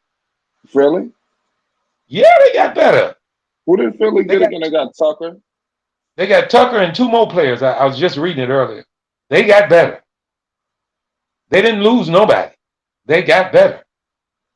Toronto, another enigma. They won 48 games last year, Chad. Can they do that again? Or will they be better? They didn't get nobody. You're right. You think Toronto can repeat 48 wins, Flight? I mean, Toronto's a good team. I think so. All right. I'm not sleeping on them. I'm not sleeping on Toronto. I like them. And because I want the chat to do this one too, but me and you already did this. The Bulls won 46. I think they can win more than 46 games this year with a healthy team. The next team is Brooklyn. Now, that's an enigma. because we don't know where that roster is going to be. So I'm going to leave them out. And that goes to Atlanta. 43 last year. Give me a number, Flight. How many they win this year? Atlanta. I'm gonna say close to 50 games. So more than that, I would say anywhere from 47 to 50. I think Atlanta gonna be looking to get back. That's why I said the East gonna be loaded, man. Right. Just like, okay. Yeah, ain't nobody safe, man. You don't know. Shit, whoever get off to the best I'm gonna start, do these man. last two. I'm gonna do these last two, and then I'm gonna give my something.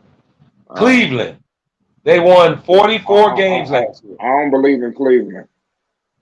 I think so. You don't think Garland just got paid. Let's see how he act. You know, they was just saying he was trying. And last but not least, Charlotte. They won 43. Can they duplicate that? That's tough. I'm gonna say yes. Okay. Now, in saying what you guys said, I hadn't read the chat yet. I'm going to read it here in a second.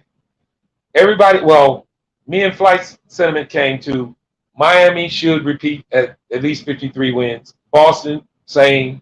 Milwaukee, same. Philly, same. Toronto, we had, well, no, we had doubts about Philly. That's right. Winning 51. Toronto, you say they can win 48 games, right, Flight? Yeah, I believe so. Okay. So with that being said, if the Bulls can up their route and everybody else about stay the same, the Bulls can move to a 4 or a 5 seed. Now, as far as Atlanta, that's the key. With them only winning 43 games, and a lot of people probably figuring they're going to win 6 more, that's 49 games. That means they move up, probably to the 4 or the 5. Cleveland, we have doubts with. Charlotte, we have doubts with. Brooklyn, we have doubts with. So it's going to be pretty good, man. I think this will be pretty sweet, man, this year. I think it'll be nice and tough. But then I didn't want to leave out the Knicks because the Knicks made upgrades. They only won 37 games. This one to the chat. Will the Knicks win more than 37 games, guys? That's a good question. They were 37 and 45. I don't think so. What you think on that, Flight? I think the Knicks gonna win more games. They got some winners around them. Are they household names now? But they got some people. They're doing something. Yeah. And with that being said, you're looking at upgrades in the East, which is gonna make this damn shit nice and groovy going all the way through. Yep, and I want to ask you this. I want to ask you and the chat this, guys. First to the chat, you guys write it up. Is the West better than the East to you, Flight, and to the chat? I don't know. I'm gonna say it's two different styles of play, baby. That's tough, man. I don't know. What you think? Chat, if you people in the chat, if you listen, is it more even people than it's ever been? Jot down West or East for which one you think is the best. Because in my eyes, you're right. Because of the styles of play, I guess a person who like a run it up, style would like the West, and then a person who like hard, gritty defense would like the East. Me, myself, I don't know, man. I guess I would. I don't know. You're right. I'm with JDH. It's about 50-50. I think it is too, man. I mean, because is anybody so much in the East so much worse than Golden State? Is anybody in the West so much worse than Boston or Miami? No. Is any team head and shoulders over the other? I don't see that, man. I don't see Phoenix being so much better than Miami. I don't see Miami being so much better than Memphis. So I guess I believe in that too, Basil. East is strong top 5, West is strong top 8. I guess that do make sense. So what does that mean? What does that mean, Basil? Does that mean playoffs will be more exciting for the West than it will be for the East?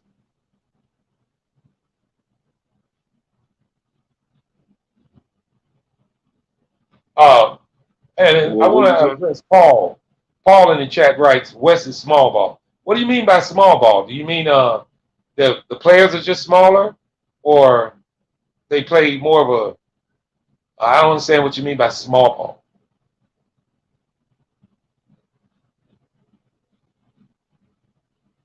Because the West being small ball, is that because you mean the size of the West is a little, or is it more finesse?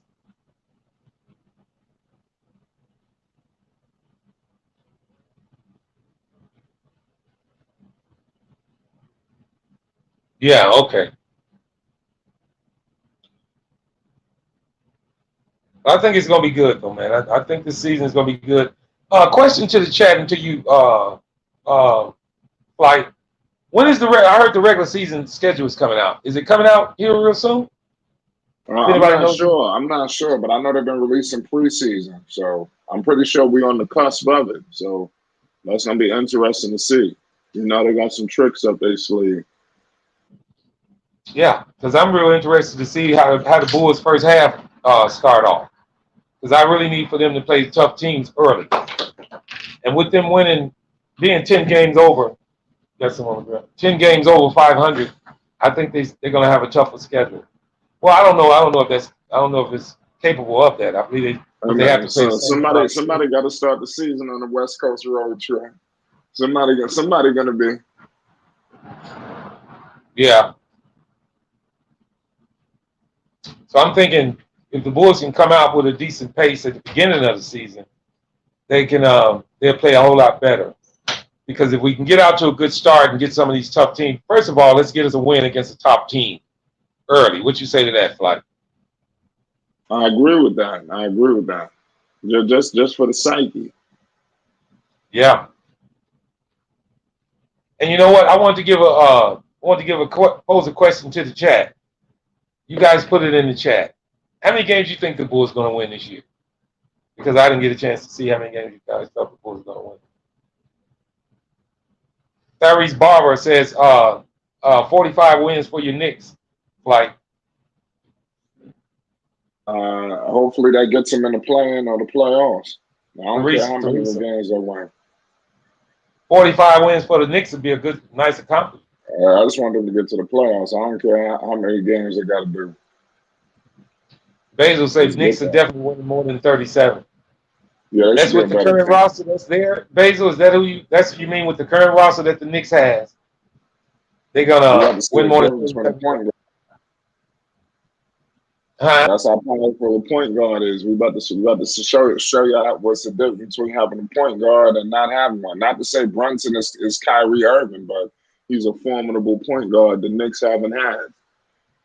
Basil say the Bulls will win 49. D Group says 50 plus. I mean, I just want to throw this out to the chat. Remember, guys, the Bulls won 46 last year with a banged up team. Can they win an extra 4 games to get them to 50? I think so. Ernest says the Bulls are 4 seed. That's a good one. I like that. Ernest also states that he believes the Hornets would be the number 5 seed in the East this year.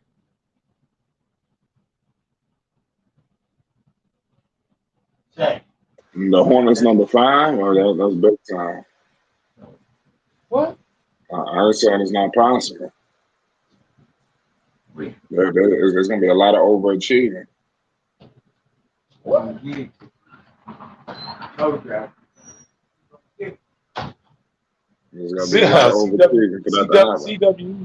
Hey, I hate to tell you this, Flight, but CWE got your Knicks winning 30 games. Oh, yeah? Yeah. Oh, well, you know, he trolling. Purple Baby, what's good? What's up, Purple Baby? What's up? Who are you speaking of? That said the Hornets was going to be number 5? Yeah, let me go back and read that to you. That was Ernest Potts. My Hornets will be a number 5 seed in the East this year. He's very something. You don't believe it? No, I don't. Oh, damn. A 5 seed? That's stretching it. Yeah, very much so. Well, hold on a second, because I'm gonna give him an example of why we feel that's a stretch. And let me see who that was again. That was Ernest. All right, Ernest. The reason we got a little kickback on that is because these are the teams that they're gonna have to overtake to become the 5 seed. I'm bringing it up now, so hang on one second. All right, these are the teams that they're gonna have to be better than, because last year they were the 10th seed. So I got a question to you, Ernest. Are the Charlotte Hornets better than Cleveland? And that's to you too, Purple Baby, and to the chat. Are the Charlotte Hornets better than Cleveland? No. Are the Charlotte Hornets better than Atlanta? No. Are the Charlotte Hornets better than Brooklyn? Maybe. Yeah, because that lineup is in flux. Yeah, Are the Hornets better than the Bulls? Are they better than the Bulls? No. Are they better than Toronto? No. Okay. Those are the teams they have to overtake to become the 5 seed, Ernest. Do you think they're better than all those teams? That's why we have a sentiment about that. Because I don't think they're better than Cleveland. I don't think they're better than Atlanta. I don't think they're better than Chicago. I don't think they're better than Toronto. The only team that they could be better than, it all depends on what happened, is Brooklyn. And I don't even believe they're better than Brooklyn. Me either. Because if Brooklyn make the trades, if they make the trades, they're gonna get some pieces back. They're still gonna be good. Yeah, that's true. You know, here's a good one for you, Purple Baby. Are the Charlotte Hornets better than the New York Knicks? See, I don't want to watch the Knicks, but unfortunately, I'm gonna have to watch the Knicks. Yes, you're gonna definitely have to watch them. What's the name in the preseason? Because to me, this is gonna sound kind of weird, but Atlanta, I like DeJounte Murray a lot, but I'm wondering how far up in seeding he can take the Hawks, because I feel like they wing depth got worse because they got younger, too young actually. Yeah. So that's where I'm like, okay, but the Hornets are weak at the wing spot too. And like the Knicks, I don't know. You know, I don't know. Okay, well, let me ask you this. Let me ask you this. The Knicks won 37 games last year. Will they win more than 37? If I got Charlotte getting worse, absolutely. I think they absolutely can. How many? I don't know. So to Ernest in the chat, is Charlotte better than the Knicks? He's a Charlotte fan.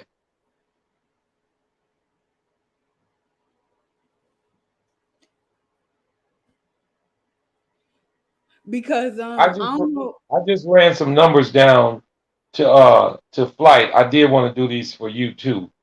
I want to ask you something. Hang on one second. All right, here it is. How many more? All right, Atlanta won 43 games last year. How many can they win this coming up year? I think it'll be about the same. You don't think Javonte gonna boost their wins? No, because again, they got worse. Like, I don't like to say worse, but they got worse because they got younger at the wing position. I think Hunter is solid, but the question is how solid can he be? Yeah. Well, I got a different sentiment in that. I think they're going to be better. I think they definitely should win more. First of all, they're in the fucking luxury tax. They better be better. Second of all, 43 wins when you picking up a Javonte Murray, you need at least 4 more wins. At least 4. I think he equates for at least 4 to 5 more wins per season. Because I don't think their downgrade for getting him equals to the upgrade they're getting when they get him back. I think he's going to mean more to the team in production than the losses that they ended up losing. And I have those numbers on who they lost. Hang on one second. Because I got everybody. I know Atlanta wasn't, they wasn't healthy. I know Collins had some issues and stuff. But I heard from an Atlanta fan that Herter was real inconsistent and didn't have a good year for them last year. And shoot, Gallinari, I guess he was hit and miss too. But I just feel like that's gonna come back to bite him. Cause I'm worried about Hunter's production. Like I don't know what he gonna give me. I don't know if he's gonna be an 18-point per game guy, 20-point per game guy. And I know a lot of people might feel like they don't really need Hunter. 18 is okay for Hunter to do, but something's not right. Murray's gonna help them as far as playmaking goes and getting better on that perimeter defense, from the guard spot, but I just don't know. Yeah. All right, what I'm going to give you now is what they gave up and what they received back. Okay. And my numbers right now, their overall record last year was 43-39. Right. Their pace was 17th in the league. Mm-hmm. They were the number 2 offensive rated team in the league last year. They were 26 in defense. That's where they fall off. They minus, they were plus 1.6. Now, the departures, the players they lost, Kevin Huerter, Gallinari, and Wright, Delano Wright. The additions, who they picked up, was Devontae Murray and Frank Kaminsky.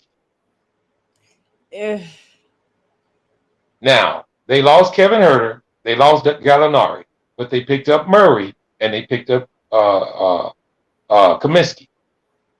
Is that more of a downgrade or more of an upgrade? That's why I picked them to win. Because I'm looking at their downgrade. Now, I know Kevin Huerter meant a lot to them. A lot of people don't believe that, but he really did. And actually, Gallinari played a lot of minutes for them. Did Delano Wright play quite a few minutes for them last year?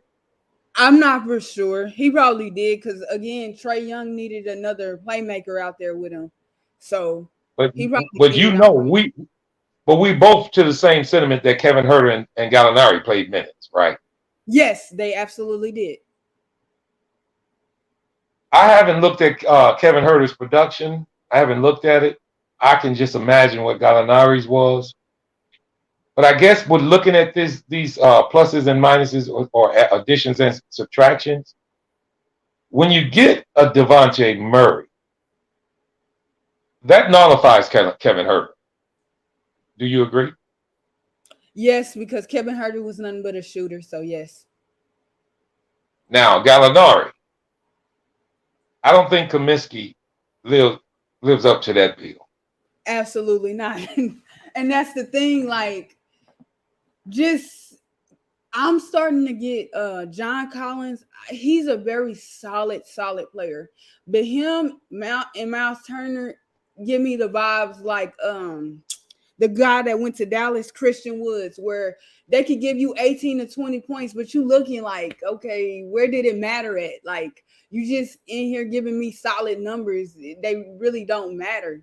And that's what I'm worried about. Like, who's going to be that guy? Like, who's going to be that third guy? Well, let me look at their roster. Because I believe Capella's going to step it up. Because a lot of pressure is going to be put on Trae and Javonte. True. And he can run a lob game with either one of those. Yeah. Especially with Collins. Collins can also do the same thing. And he was hurt at the end of the year last year. Absolutely. So I'm bringing their roster up now. Okay, their starting lineup right now is, and I believe this is a key player to their team too. 2 key players. Trae Young at the point, Devontae Murray at the shooting guard, DeAndre Hunter, key name for that team, at the small forward. John Collins at power forward and Clint Capella at center. Now, remember they got Bogdanovich on the bench. And I love Bogdanovich. I think that's a damn good. I think he can play. Now I think right now at the backup they got Aaron Holiday for Trae Young. that might hurt him. But Trey plays a lot of minutes, so I don't even know about that. Right. So that's not a bad starting five. Trae Yeah. Young, Javante Murray, DeAndre Hunter, John Collins, and Clint Capella. That's not a bad starting five. It's a solid one. I'm just worried about Hunter because outside of when they played Charlotte in the plan, to me, what other standout moments did DeAndre Hunter have? That's my issue because I remember when him and Cam Reddish was there together initially, that he stood out from Cam Reddish offensively, but some people felt like, and still do, that Cam Reddish was a far better defensive talent. And is that where they're going to be lacking? Because you just said they was 26th in defense, right? Yeah. And that's gonna be my issue. Could he do, I don't see him being, he's a really solid guy. I would say that. Like a Wiggins. Well, he's like a Wiggins yeah. to me. And he averaged 13 points, 3 rebounds, and 1 assist. Yeah, them points need to come up. That's my issue. You can't But will those points, but just now think of this realistically, Purple Baby. You just picked up Javante Murray and you want his points to go up, Hunter's? He's gonna get less shots, I believe. The reason being because of I feel that way because of what's his name? John Collins. Like he's 20-25 points per game per guy, but I'm telling you, if you watch, Christian Woods is a very solid player, but people are questioning the impact that he's going to have with Dallas. Like, is it going to be he's going to make an immediate impact. He's going to make an immediate impact. He's got Luka on the team. So, because that's my problem with Collins. Collins is what impact is Collins really making, because him and Trae Young every once in a while bump heads with each other, and I'm thinking that's because even though they say Trae passes the ball, that Trae Young is like a scorer first, which I ain't got no issue with. I don't understand why Collins don't understand that. So maybe Murray could come in and just make it more easier.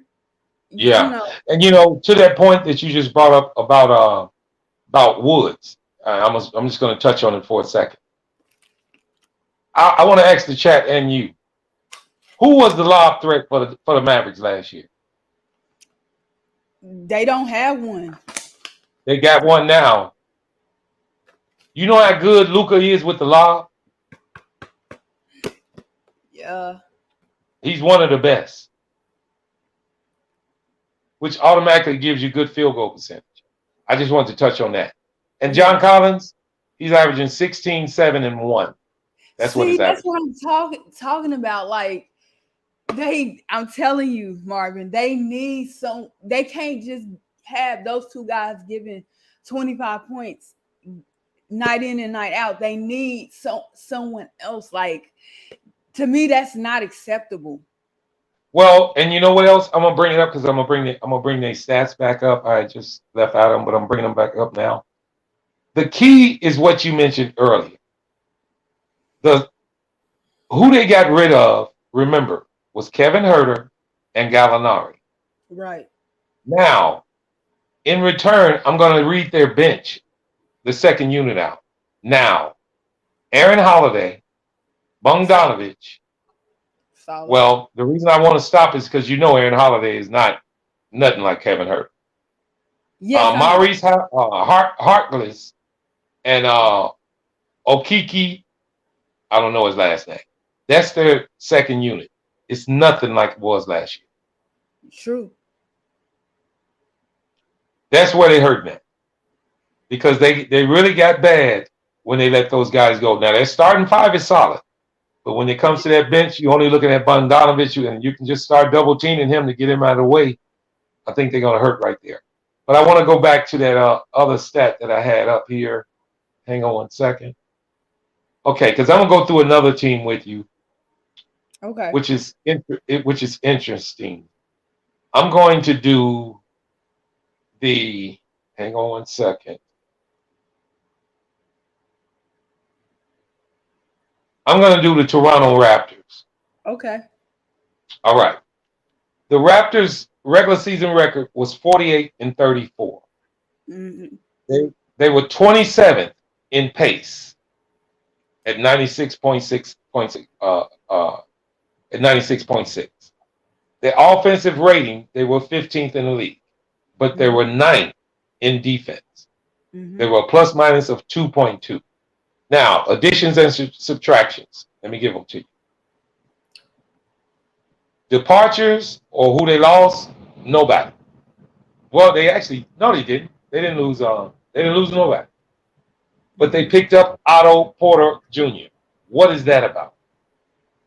I think this is gonna sound weird to say, but Toronto reminds me of San Antonio. They just in the East where they know how to find talent, but it's just like Miami in the same breath of it's just a very well coached team that you be like, oh, they not gonna win much, or they not gonna do much, or they're not that good, and then it ain't even about a surprise. Like I just expect them when they have bad games, they have them, and when they play good, they play good. And most of the time, they're gonna play good. They're a very solid middle of the pack team. Yeah. Solidly, very well coached, solid wings. They just a long, lanky spider team. I like them also. Yep. One more team. I'm going to do a couple more teams for you, too. The next team I'm going to do is the Philadelphia 76ers. I want the chat to chat in on this one. I want the chat to get in on this one. Philadelphia 76ers. They were 51-31 last year, but their pace was 26th in the league. Now, their offense was 11th, and their defense was 12th, which is almost where you want to be. You're right there at that cutie pie in the top 10. Their plus minus was 2.8. Now, listen to this. The players they lost, the Philadelphia 76ers, Danny Green, they additions, DeAndre Milton, P.J. Tucker, and Daniel House. Can they win more than 51 games? To me, I'm not going to lie. I think going into last year, I had the Sixers being the 5th or 6th seed. I'm not gonna lie. I think they overachieved last year in wins. I think they'll be about the same in wins this year, but they overachieved to me. And I know PJ Tucker is a very solid player, but to me, it's just some guys where I just be tired of seeing sometimes. Every year you look up, they just on another team. PJ is a guy that although he's very solid, that you be like, okay, I want to go get this player. Let me throw PJ Tucker in there just to make the money work. He's a journeyman at this point. They just got a whole bunch of very solid guys that will remain healthy and are good at contributing and making an impact. Yeah. And I'm going to do two more teams, and this is the next one. The reason I'm doing this one is because they kind of a enigma. And it's the very reason that we had a little longer talk earlier today. And that would be the New York Knicks. They finished the year last year, the 10 seed, and they were 37-45. Now, their pace was 29th, next to last in the league. We all knew they didn't have a point guard, and that's why their pace was so bad. Their offensive rating was 23rd. Another reason how you can suffer when you don't have a point guard. But get this. Their defensive rating was 11th in the league. Now, I'm going to go to their additions and their departures. They lost players off of their team, which are Kemba Walker, Alec Burks, and Nerlens Noel. The additions, Jalen Brunson and Isaiah Hartenstein. Can they win more than 37 games this coming up season? As long as Julius Randle is not your first option. He's a good third type of, I keep telling people, one of the best seasons he ever had was in New Orleans, where he was that third, fourth guy.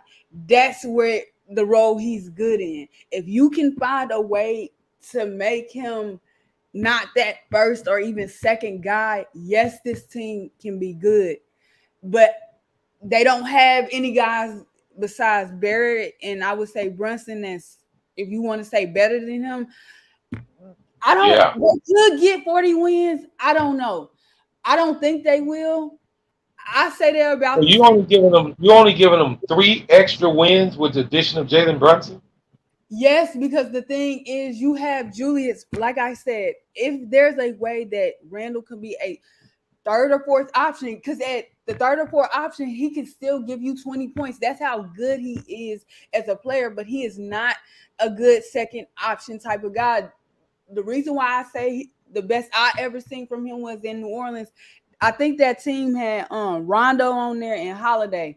Holiday was in front of him. Of course, Davis was in front of him, and DeMarcus Cousins was in front of him in terms of that scoring option. I think if you want to see the best out of him, you have to give him a structure similar to that. He's not a first guy that you run your offense through to to depend on him to get you wins night in and night out. He's a very solid guy. And I agree. I agree totally. I got another team here. This one here might be a little tough for you, but I think you can give a pretty good analysis of this. And this is to the chat also. And the team that I'm mentioning is the Detroit Pistons. Oh my God. I know this is a tough one. They finished the year 23-59. Their pace, now get this. The Detroit Pistons pace was 13th in the league. 13th, guys. But their offensive rating was, offensive efficiency was 28th. Their defensive efficiency was 24th, and they were -7. Now, departures and arrivals, which where I really want to go. They lost Jeremy Grant. We all know what he meant to that team. Their additions, and this is the reason why it's tough for us to do this, is because these are rookies. Jaden Ivey, Jalen Duren, they picked up Alec Burke and Nerlens Noel. Can they win more than 23 games this upcoming season? I would say absolutely. I know and a lot. Here's the thing. It's the reason why I'm about to pay very close attention to Detroit this season. I want to say it's a very bad stretch, but I think they could get 10 more wins. And 10? Yes, it's not even about their Ivy and them, or I would say New Orleans, because Ivy and them are rookies. I just feel like they addressed a weakness in Cade's game. As far as his 3-point shot, and I have faith that Sadiq Bey can be more consistent just all around with his offensive game. But if they can't get 10 more wins, and I want to make this very clear, I think they could get 5 more, and I think that's a solid year. But I would not be surprised if they increase. They're in a hard division, so I don't think they'll get plus 10 wins. But if they can, that's going to be a good year for them. Wow. You say 10 wins in chat. Put it in the chat, guys. I want to hear what you guys say on that one. Detroit won 23 games this past season. How many games will Detroit Pistons win this upcoming season? With the additions of Jaden Ivey, Jalen Duren, which is one of the players that I was very high on, Jalen Duren. I think this is going to be one of the best centers in the league in a couple of years, guys. Alec Burke and Nerlens Noel. Will they win more than 23 games? I got one more team in the East. Was there somebody else on the panel? Yeah, I heard it too. Thank you, Purple Baby. Baby, I hear your voice. I've been hearing your voice in my sleep sometimes, Purple Baby. Thank you. Thank you, Shaq. What's up, Uncle Vern? Yeah. All right, thank you, Marvin. Yeah, Marvin, I've been listening to you for the past 5-10 minutes now. Listen, though, Marvin. Look, Detroit, I agree with Purple Baby. Damn, Vern, we lost you. You cut out, buddy. What I'm going to do when he gets back, Purple Baby, I'm going to go over one more team in the East. All right, go ahead. Go ahead, Uncle Vern. Okay, this is what I'm saying, Marvin. But look here. Detroit they didn't get no better, they got worse. They don't have no veteran help. What's the name? You just said? The guy with the name style with the V. What is his name? What is his name? You just said his name. For who? For Detroit? Yeah. Alex Burks. Alex Burks is like, what, 4 or 5 years into the league. He's the only veteran they got. Damn, we keep losing you, Vern. We must be in a bad place in the house. Well, I'm going to say this before you get back. I disagree. I know they didn't get worse. They got better. They definitely got better. How? Hold on, Vern. Just let me say this and then I'll let you go. You get better whenever you draft Jaden Ivey. You already better. That boy is something special. Wait till you see him play. Jaden Ivey and Cunningham in that backcourt. That's gonna be something to see, brother. Now go ahead. I have to agree with you on that here because I never. Damn, Vern.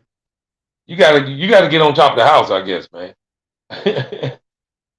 Well, you in and out, Vern. Okay, what I'm gonna do, and I don't know if the chat put that in there. Purple Baby, you still there? Yes. All right, I'm gonna do this last team in the East, and this one here is the reason I want to do this one is because I want to ask a question when I do this one. And this last team in the East is that I'm gonna do is one that should be done because they were the representatives of the Eastern Conference in the finals last year, and that's the Boston Celtics. They finished the season the number 1 seed. No, the number 2 seed. Their record was 51-31. Now get these numbers. Check these numbers out, Purple Bay. Their pace, and they went to the finals last year, guys. And to the chat, I want you guys to chime in on this one too. Their pace was 24th in the league. But their offensive rating, you remember I told you that cutie pie area that I was talking about, Purple Baby, what gets you to the top? Uh-huh. They were top 10 in offense. They were 9th. They were the number 1 team in defense. Top 10 in both categories. Remember I said where that gets you? Mm-hmm. High also, buddy. When you can shoot good and defend well, you're gonna go a long way. They were a net rating of +7, which was second in the league. Now, here's the difference in this team, though. They lost Daniel Tice. That's it. Their additions, Malcolm Brogdon, Daniel Gallinari. Can they win more? Nope, I'm not even going to ask that. Will the Boston Celtics win 60 games next year? That's to the chat and to you, Purple Baby. How many games did they win last year? 51. Oh. Will 60? I would say no. I maybe 55, but I don't think 60. It's hard to get 60 wins. With the additions of Malcolm Brogdon and Gallinari, and only losing Daniel Tice, you only give them 4 to 5 more wins. Yes, because it's that hard to get 60 wins. Somebody in the West gets Phoenix. You see what happened with them. Is it more important to get 60 wins or to secure your spot in the playoffs and let it happen? Well, I'm just bringing this up. I'm not using that for a barometer. I'm just bringing up the additions, subtractions, and how many extra games they should win this year. Now, as far as I haven't asked the question on how far they go in the playoffs yet.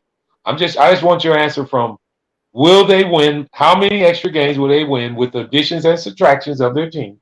I think about 55. Okay, so you say 55. And chat, if you can put that down in the chat, guys. I'm gonna go back and read it because I'm on a different platform now, trying to get these numbers to other teams. All right, I'm going to the West. Yeah. And you know why I'm going to the West, right? Because there's one team on here that I really want to dig into. And I want to hear everybody's sentiment on this team. Let me know what you guys think on the upside and downside and where this team is headed. And the first team I'm going to start with is the New Orleans Pelicans. Mm-hmm. And Jessica, if you're in the panel, or in the chat, you knew I was going to do that. So the first one I'm going to do is this, the Pelicans. They finished the year last year, 36 and 46, 10 games under. Now, before you say anything else, I'm going to give you their numbers. Their pace was 21st in the league. They were 19th in the league in offense. And the reason I'm bringing this up because I want Scott to hear this. They ended up at the end of the year 18th overall on defense. Mm-hmm. Their final record was 36 and 46, which reflects to them being a minus 0.8 in point differential. Their departures, who they lost? Nobody. Additions, they only got their draft pick, Dyson Daniels. Will they, and okay, I got to say this. I guess you can say additions also being who?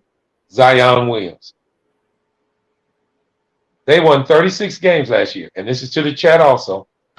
How many games can the New Orleans Pelicans win this coming up year? They won 36 last year. How many will they win this year? About between 45. I'm not going to say the other part. 45. I'm going to just say 45 plus. So you saying 9 extra wins. Or 10. Let's say 46. 45 is the odd number. 46. Well, now, you know, if you give them 10 extra wins, that flip-flops their season to 10 games over. Yeah. Brandon Ingram was unhealthy. Zion didn't play. And CJ McCollum wasn't. I think they're going to be good enough to get maybe even more than 10 plus wins. Let me see something right quick. And while you pondering that, I'm going to give you these numbers one more time. And this is to the chat also. Right, remember I said their pace was 21st in the league. With the additions of Dyson Daniels and Zion Williams, will that pace number move? They were 21st. I would say yes. Pace meaning, fast break. Zion Williamson, does he bring that aspect to the Pelicans? Forget it. You know what I'm going to say? I'm going to say what I really wanted to say. I think they could get 50 wins. That's 14 extra wins, Purple Baby. Yeah. I think they could get 50 wins. Because Utah going to get 49 wins this year. They got worse. You're right. So the reason I brought that up is this.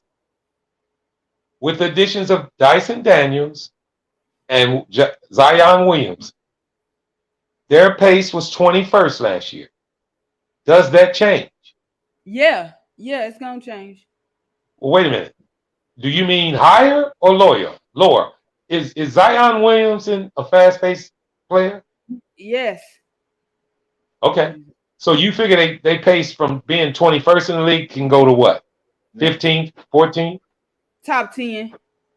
Top 10? Mm-hmm. But that ain't their offensive set. They're not a running team. But they can, though. And you think they will with Zion coming back? Yes. Because that's where he flourishes at. All right, so obviously their offense was 19th in the league. Where do you think that goes to? Top 10 also. All right. And last but not least, their defense. It was 18th in the league. Does it get better or worse? Yes, I think it gets better. Probably top 15, maybe. So you're looking at a top 10 seed in pace, top 10 seed in offense, and a top 10 seed or did you say top 10 in defense too? 15. Okay, 15th in defense. What is this? So that do not, just to everybody who's in the chat, that does not put them in the cutie pie land, which is top 10 in offense and defense, which is where the top teams usually lay. Top 10 in offense and top 10 in defense. But you do have them at top 10 in pace and top 10 in offense. Yeah. And I think you might be a little off on that defensive rate. I think their defense is going to be better than people think. If it is, that's even The better. reason I say that is because a lot of those young players are going to be better, and they're going to know their role better. So I think their defense is going to be better than it. I don't see their offense, their pace coming down the top 10 because I don't see Zion Williamson making him more of a running team. I know he can run, but it's easier. It'll be a lot easier because he's a hell of a post-up player and he's a hell of a one-on-one player. So I believe that pace will actually slow down a little. I don't believe it'll be worse than 21st, but I think they'll be right around 18, 19, 20, 21. But that's fine if you can get your offensive rating up to the top 10 and bring that defensive rating down to 11 or 12. I think then that's the difference. I think the offense getting better and the defense coming down getting better is more than pace that makes the difference for the Pelicans. All right. So you say an extra 10. I'm going to get my numbers on that. You say 50 wins, right? Yeah. All right. They won 36. I say they get at least 7 to 8 more wins. So I say they win 45-46. I don't see 10 to 15 extra wins. Not yet. They got a jail, so I don't see that many wins. All right, next team on my list is the Minnesota Timberwolves. You know why I'm doing it? Because I want to see the difference in this team that you feel and the chat. All right. Last year, the Timberwolves, now get this number. They were 10 games over 500. Why would they make these moves? Something that's probably real surprising to a lot of people. They were number 1 in the league in pace. Did you know that? That's not surprising. I didn't see Timberwolves running that much last year. This is to the chat. Anybody in the chat? Did you guys see the Minnesota Timberwolves running last year? I didn't see them as a fast-paced team. They were the number 1 pace team in the league. They were the number 7 ranked offense in the league. Not surprising. Get this, guy. Get this. Last year's team for the Minnesota Timberwolves was very close to the cutie pie land. They were 13th in defense. You get it? What? You probably not. Damn it. They were 13th in the league in defense, which is an indication to me is why is you messing up something that ain't broke? I'm going to start over. They were 10 games over 500. They were number 1 in the league in pace. They were number 7 in the league in offense. They were number 13 in the league in defense. And they had a win plus minus of 2.7, which was top 10 in the NBA.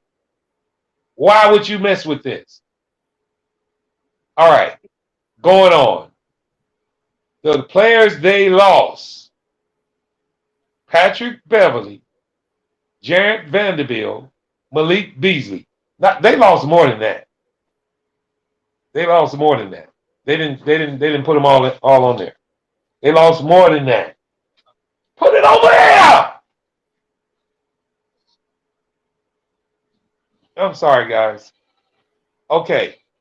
Their additions, who they picked up: Rudy Gobert and Kyle Anderson. Now, they won 46 games last year. How many games more or less will they win this year? Lenny, turn that. Man, hold on, guys.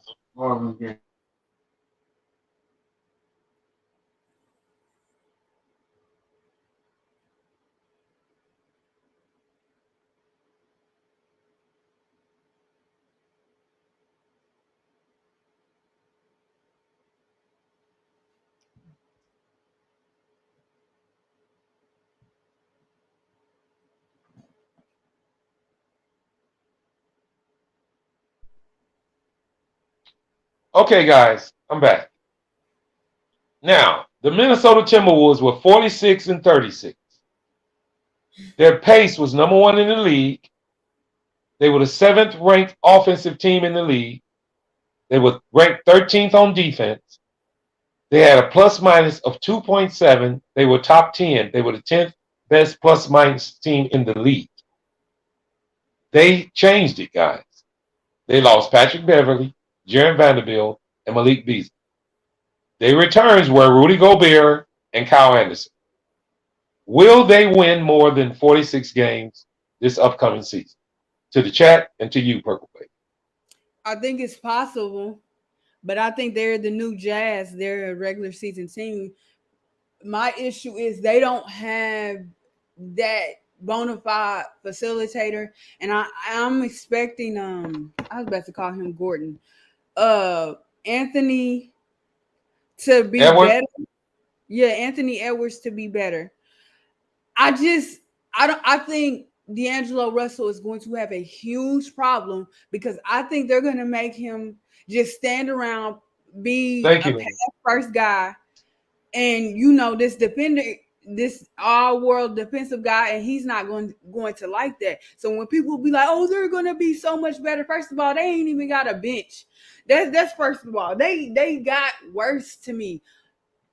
They got a little better defensively, and then I'm questioning how good Towns is going to guard other power forwards and possibly even wings. I don't think this is going to go good like people think.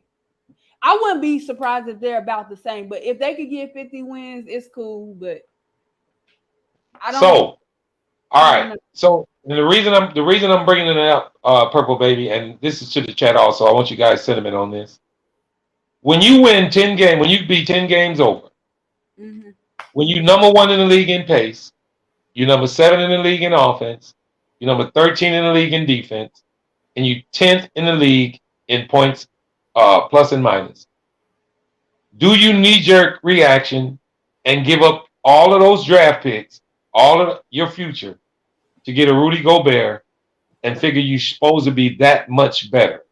I say again, you were number 1 in pace, you were number 7 in offense, you're number 13 already in defense, and you were 10th in the league in plus minus. You shake that all up, and you bring in a Rudy. I say they win 4 to 5 more games, which puts them at the 50 win mark. So I believe they win 50 games. Now, I also want to say this to the chat, to you, Purple Baby. Key question. How will their perimeter defense be? Will it be better or worse? It depends on D'Angelo Russell. Because I don't see him do. It's a possibility the way people keep talking about this team that Anthony Edwards, who knows if he's going to have the ball in his hands. 9 out of 10 he will, which means D'Lo might be forced to be a catch and shoot guy, which is going to make it even worse. He's not going to do that, man. That man don't want to do that. He still thinks he's important to this league and he thinks he's a star. He's not going to want to do that. Okay. All right. I'm going to go back and read everything that everybody's in the chat is chiming in on, because I got a couple of more teams I want to do, and I want to get your sentiment on this one first, Purple Baby, if you don't mind. You got a minute? Yes. All right. The next team I'm going to do is going to be the team that I know that's kind of shaky in your mind on up or down, and I do it intentionally because I like to do the teams that are going to be an enigma for all of us this upcoming season, and that team would be the Dallas Mavericks. Mm-hmm. The reason I'm doing the Mavericks is because this team last year, quiet as it kept, quiet as it was done, was 52 and 20. And 30 last year. 52 and 30. They were 22 games over 500. Now get this, guys. With that being said, which kind of lets you know that some of these numbers are really shady and they don't make sense. I'm going to ask you this question, and this is to the chat too. Put it in the chat, guys. Where do you put the Dallas Mavericks as far as ranking from 1 through 30 in the NBA in pace? Where did they rank in pace in the NBA last year? Question before I go any further. Purple baby. Just off the top of your head. Maybe top 5, maybe, or top 10. Top 10. Okay. Everybody in the chat, just put it in because I'm going to get an answer here right now, which is so much of an enigma. They were last in the league in pace, 30th. Last. Which lets you know you don't have to run up and down the court. You know why? Because they were 14th in the league in offense. What made them good? They were 7th in the league in defense. And they were 7th in the league in plus minus at plus 3.5. Which throws pace completely out of the fucking window for a lot of people. They were the worst pace team in the league, guys. But they were 14th in offense. So who's to say you have to run up and down the court? The Dallas Mavericks tell you wrong. Tell you that you don't. All right. Departures. They lost Jalen Brunson. They additions, Christian Wood, and I think you forgot, Purple Baby, JaVale McGee, another lob threat. Will they win more than 52 games this upcoming season? I wouldn't be surprised if they did. But I see my problem with Dallas since Luka's been there is they everybody needs somebody. This is a team game at the end of the day. When is that other shoe just gonna drop to where they get punched in the mouth, where they needed that second guy, that just You're that right. solid guy? Because since before you go any further, I do want to mention this, and then you can go on. Tim Hardaway Jr. was hurt. He'll be back, so I'm gonna let you go. Yeah, I knew that. But like he was solid. He got a bad rep when he was in New York. Hardaway did, but that's my issue. Like, shout out to the owner and whoever the GM is. I can't think of who the GM of that team is, but for this team to be so good with not that much help is impressive. Right.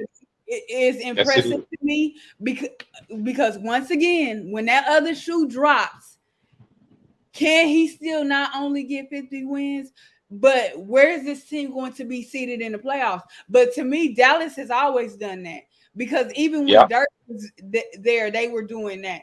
And so it seems like their team is not good enough, but they really excel. They really do. Yep. So shout out to whoever's responsible for putting really solid guys around.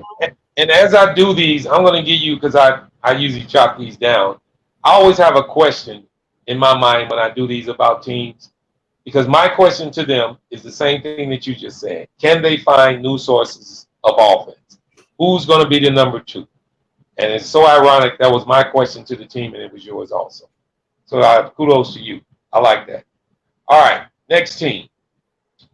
Oh, I did want to say one more thing about Dallas. Question to you, Purple Baby, and to the chat. With Dallas coming in last in pace, will that change this upcoming season? Probably not. Look at the team they have, and I don't think it will either. But with their winning the way they can win, I don't think it has to. Exactly. Because they can play a half-court game and win games. All right. Next team I'm going to do, not those guys. Who's next I have? Is another Enigma team. Probably one of the teams on my list here that most people haven't really thought about, but me and Dex are very high on this team. It better not be the Lakers. No, it's not the Lakers. And the reason I'm high on this team is because of expectations. It's because of cohesiveness and because of, I think they can really be something special in the West. And that will be the Denver Nuggets. Mm-hmm. Now, I'm going to read out these numbers, and it's probably going to blow you guys' mind because this was without some of the players that they're going to have get back. The Denver Nuggets finished the season last year, 14 games over 500. 14 over. And I'm going to start with pace. They were the 20th ranked team in the NBA in pace. Now, here's where the numbers get crazy. But they were the 6th ranked offense. And that was kind of, I really couldn't understand that one. They just didn't look like an offensive juggernaut, but I guess they are when you have a damn Jokic on the team. They ranked, and this is another one that's going to blow a lot of people's minds. Because the sentiment around the league is what, Purple Baby? Joker can't play no defense, right? Yeah. They were the 15th ranked defense in the NBA last year, guys. Now, I know that's team-wise. I know that. But who on that team last year was a defensive juggernaut that we can remember? Probably nobody. Their plus minus was 2.3 plus 2.3, and they were ranked 11th. All right. They lost Monte Morris, Will Barton, and Jermichael Green. Their additions was Caldwell Pope, big name here, guys, Bruce Bowens, Ish Smith, and guess what? Jalen Murray and Michael Porter Jr., because they coming back. They were 48. They won 48 games last year, guys. Will they win more than 48 this upcoming season? I absolutely think they can, as long as one of the two, Michael Porter or Murray, stays healthy. They absolutely will. Okay, and I agree. Now, they set the bar pretty damn high. They were 14 over last year. I mean, how much more can we expect from them? With those additions, I say at least 6 games, maybe even more. I think they went up to upwards of 52 to 53 games this coming year. I agree. If they can stay healthy. That's a big one for them. I got 2 more teams, and then we can change to something else. So my next team was going to be the last team I'm gonna do that one last. So I'm gonna do this one next because I think that one is more exciting than the next one that I'm gonna do. So my next team that I'm gonna do is the Enigma team again of the West. And that team will be, and these numbers gonna blow you out of the water, Purple Baby. The Phoenix Suns. Now, early on this on Flight Sports, I guess about a week ago, I did a team by team summary on where the teams finished last year and where we thought they were going to finish this year coming up. And I think you was on that panel, weren't you, Purple Baby? Probably so. Remember, I asked, was they going to be better than this team, better than that team? Yeah, and then we put them in a seeding position. All right, so I'm going to do this Phoenix Sun team in a different way. I'm going to give you their record, which was a remarkable 64-18. They were 64-18 last year. Pace. These numbers here blew me away too. The Phoenix Suns was 8th in the league in pace last year. Top 10, guys. The Phoenix Suns was the number 5 offense in the league last year, guys. Top 10, guys. I'm sorry, top 5. The Phoenix Suns were the number 3 rated defense in the league last year. Top 5. The Phoenix Suns finished the year a plus 7.5, number 1 in the league in plus minus points. They were 8th in pace, 5th in offense, 3rd in defense, and the number 1 team in point differential. The only player they lost was JaVale McGee. They didn't pick up nobody. Now, this question here is kind of hard. Will they win more than 64 games? Nope. And I agree.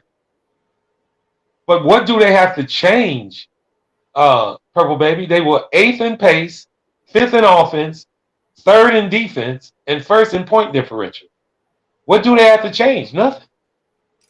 It ain't even about changing to me. Phoenix is just, I hate to say this, but Phoenix is doing the same thing to me that Utah does, which means they'll beat up on everybody in the regular season, but come playoff time, you don't put your money on them because they act like something is missing, like something don't connect to me. And I wouldn't be surprised if they don't end up this year first in the West. I wouldn't be surprised because I don't know what's wrong with them. I don't know what's not clicking. And you know, when I give you these teams, and this is to the chat also, I always bring up the additions and subtractions, and I bring up pace, the offensive rating, defensive rating, and the net plus minus for a reason. I do it because I want us all to see in these teams where we think they got better or where we think they got worse. And with the Phoenix Suns, I don't see them. They didn't get worse because they lost JaVale McGee. And with the numbers the way they read, they shouldn't have to do nothing else but win. They just need to win in the playoffs. I think their team is set up pretty well, and I think they can be up amongst the top teams in the West again. Can they get over the hurdle? I don't know. I don't know if they can get over the top. I'm not sure on that. Next team I'm gonna do. You got time for 2 more? Yeah. Okay. Next team I'm gonna do is the Portland Trailblazers. And I'm doing this team because they're, to me, in my eyes, they were a enigma. Now, Portland, to me, last year's roster, I believe they dealt with a lot of injuries. So I contribute that to this record that I'm going to give. The record that they had last year was 27-55. I'm going to go over the pace and everything else here. They were 15th in the league in pace, which is not a surprise to me. They're more of a running team. But get this. They were the 27th ranked offense in the league. Where they hurt, they were the next to the last worst defensive team in the league, 29th. And they were the worst plus minus point differential, -9 this past year. Now, with that being said, record of 27-55. They lost nobody. Their additions, Jeremy Grant, Gary Payton II, Shaedon Sharpe. Will they win more than 27 games this upcoming season? They'll probably win at least 35. There you go. And I agree with you totally. The reason I say that is this. A healthy Dame, they didn't lose nobody. They brought in Jeremy Grant, Gary Payton II, and Shaedon Sharpe. I think they can get better. I think those numbers in pace change from 15th to about 11th. I think because they was 27th in the league in offense, I think the offense gets better because of Jeremy Grant. They were 27th. I think they come down to about 19th. They were next to last in defense. I think Gary Payton II is going to change that and bring them at least to about 21, 22. So I give them 6 extra wins, which will put them at 33. All right, last team I'm going to do is the team that I know you love to do, and everybody in the chat probably been waiting on, and that's going to be you know who it is, Purple Baby. Hang on 1 second. The Los Angeles Lakers. And I want to do them last simply because of LeBron James. And any LeBron James fans in the chat, I want y'all to really chime in on this one. Because I'm going to give y'all some numbers that's going to probably trip y'all out right here. All right, first of all, the Lakers were 33-49 last year. 16 games under 500. Which why these numbers are kind of difficult to read. They were the 7th ranked team in the NBA in pace.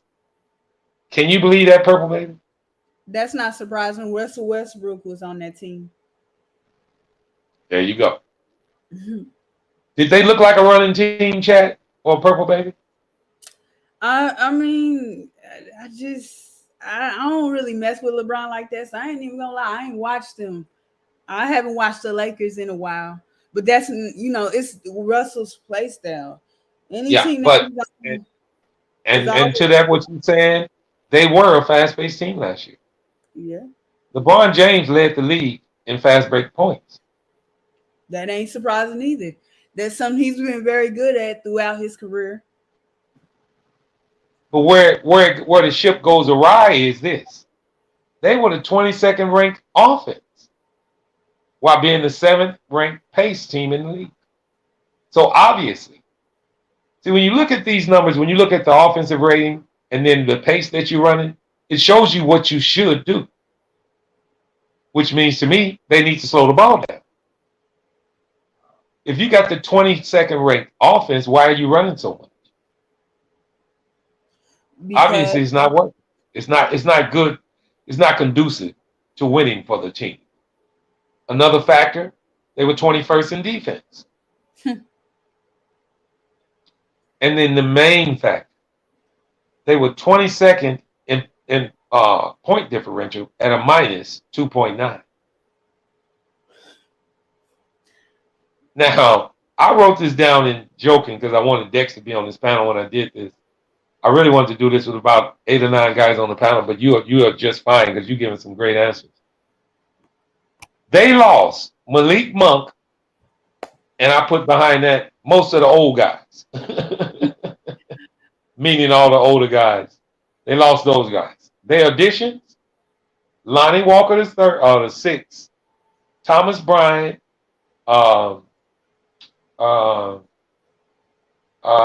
shit.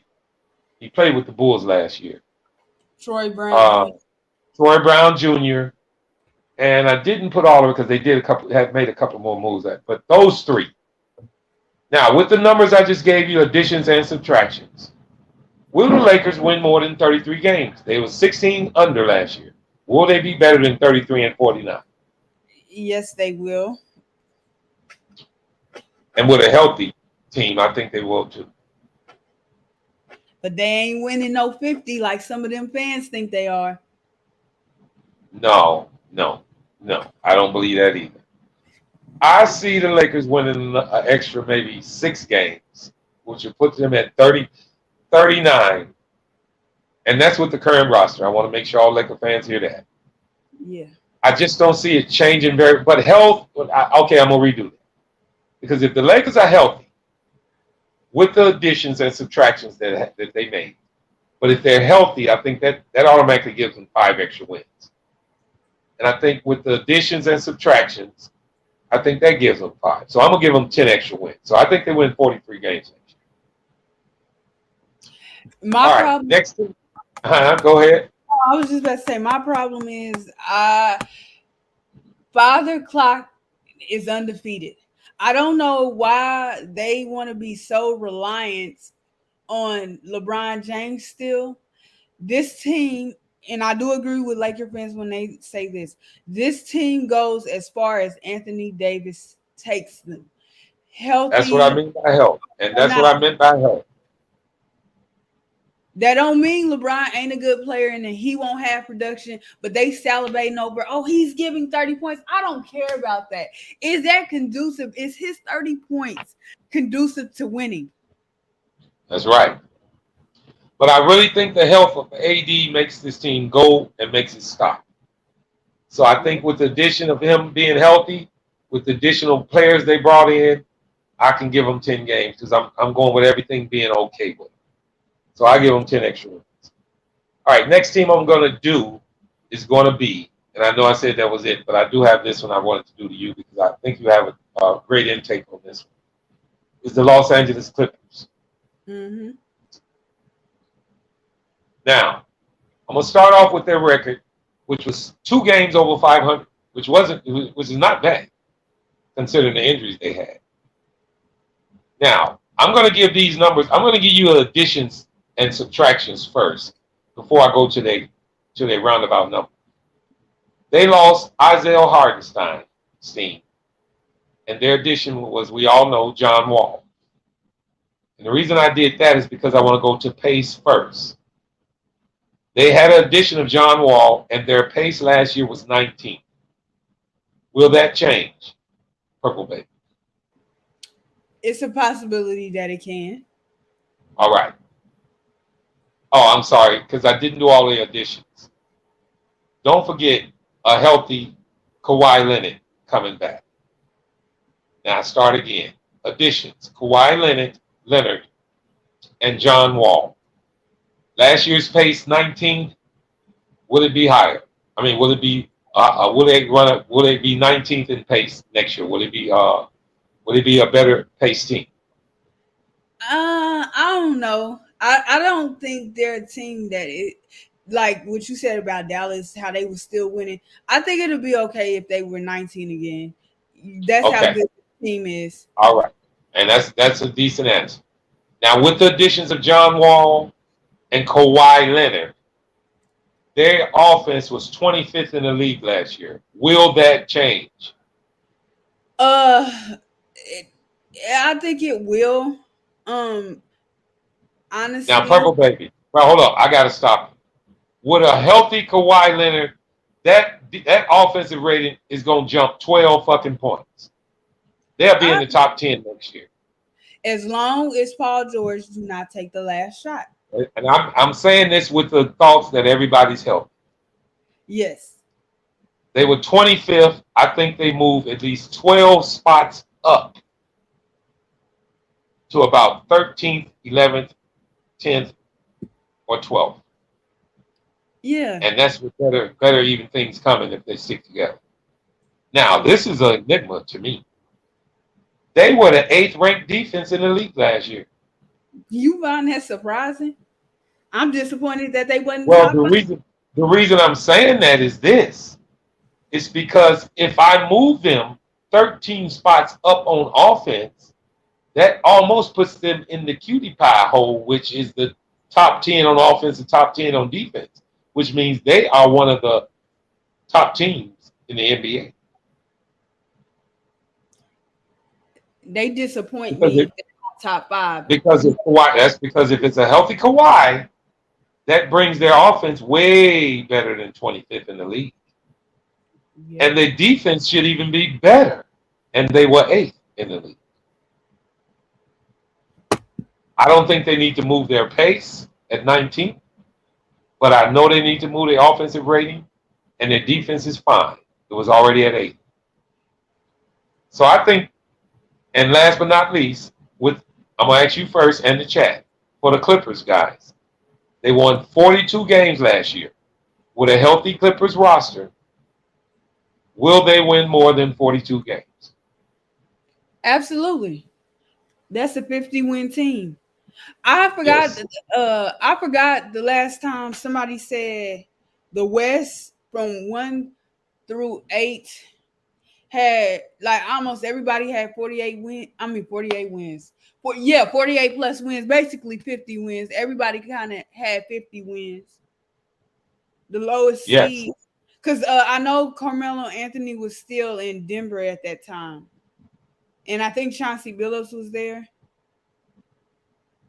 Yeah. I agree with you totally. I think if you the reason I say that about the Clippers is I got the Clippers high on my board simply because of hope of health, like I got the Bulls. I think if you get a healthy Clipper team, they're one of the best teams in the NBA. It's going to take a minute, but we all see the difference around the All-Star break on really how good they are. And I really do believe that they can really turn it around if they stay healthy. So I give them at least 50 wins also. Yeah. And last but not least, the last team I'm going to do, because I got to get out of here at 12, Purple Baby, and it's almost 12, is the Golden State Warriors. And I did the Boston Celtics last in the East, and I'm doing the Golden State Warriors last in the West. And that's simply because they were in the championship, and Golden State won the championship, so they're the last team I'm going to. They finished off last year at 53-29. Get these numbers, guys.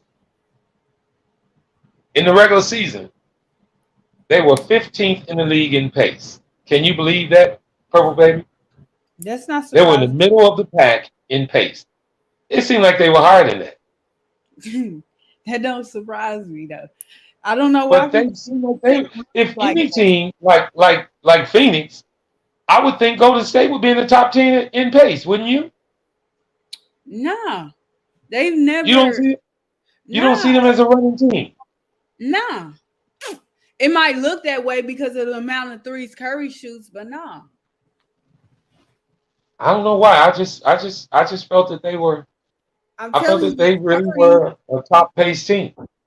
is Curry. Curry, that's all. Okay, I'm gonna continue on. Now this is kind of surprising also.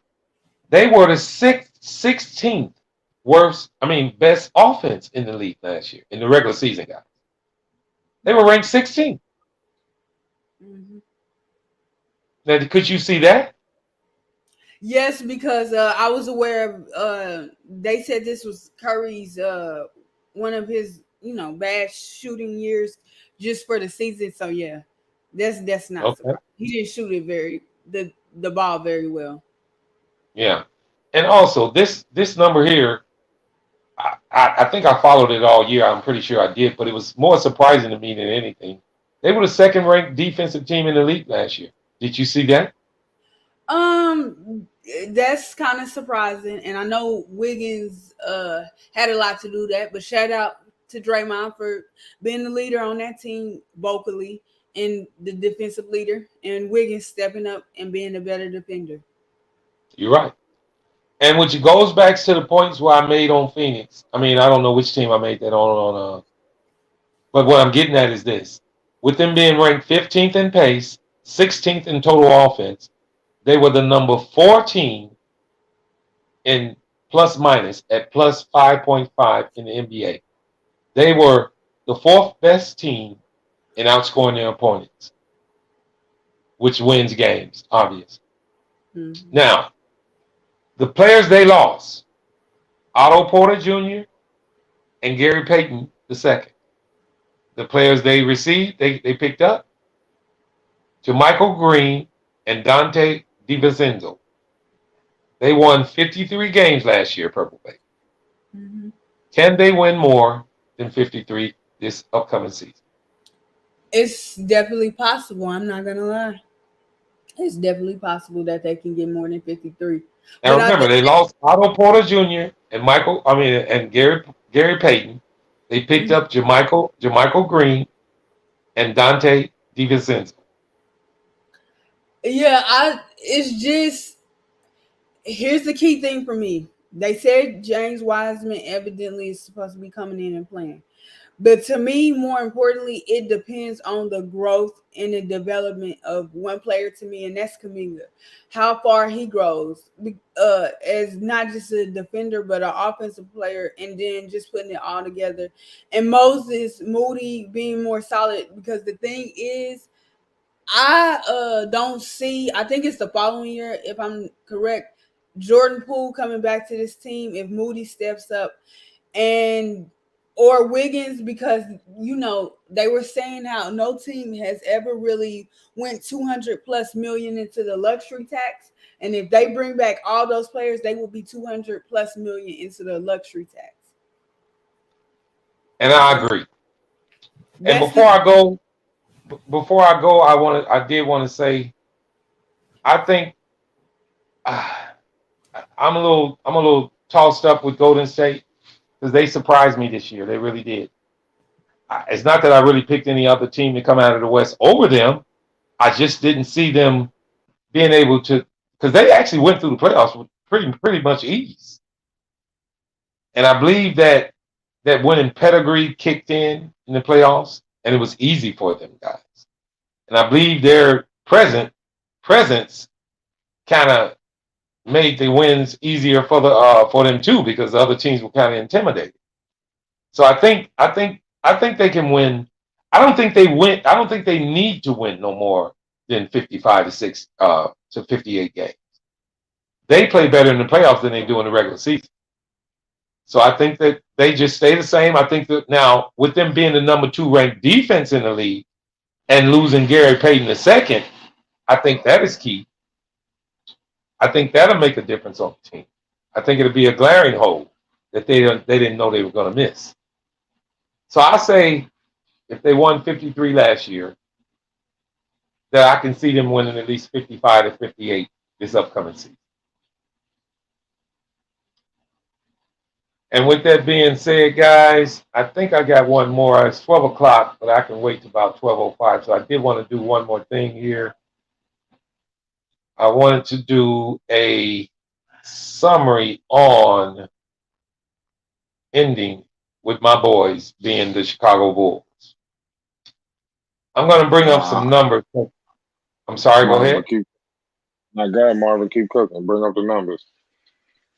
Yeah, I'm going to bring them up. And what I want to ask is from Purple Baby U Flight and the chat is this.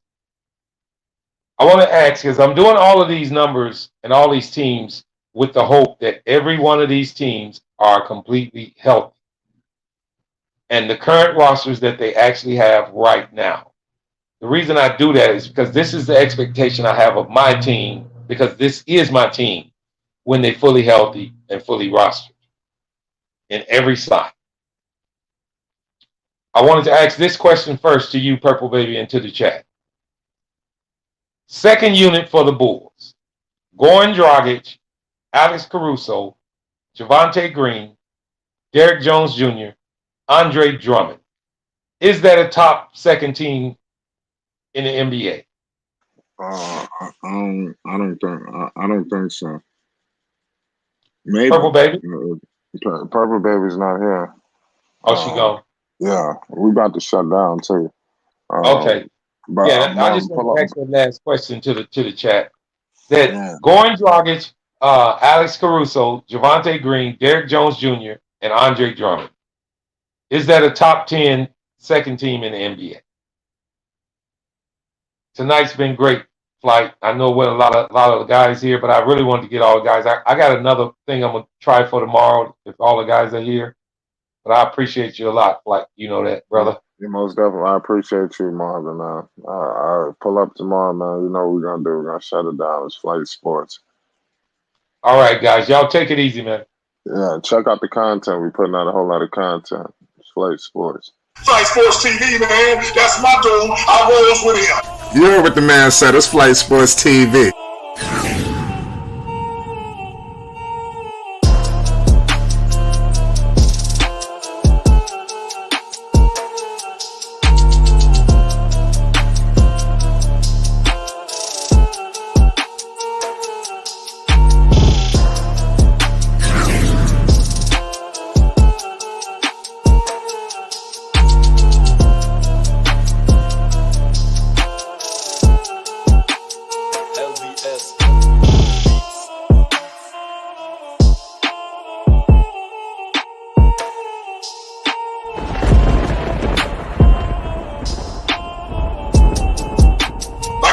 Flight Sports TV, that's where it's at.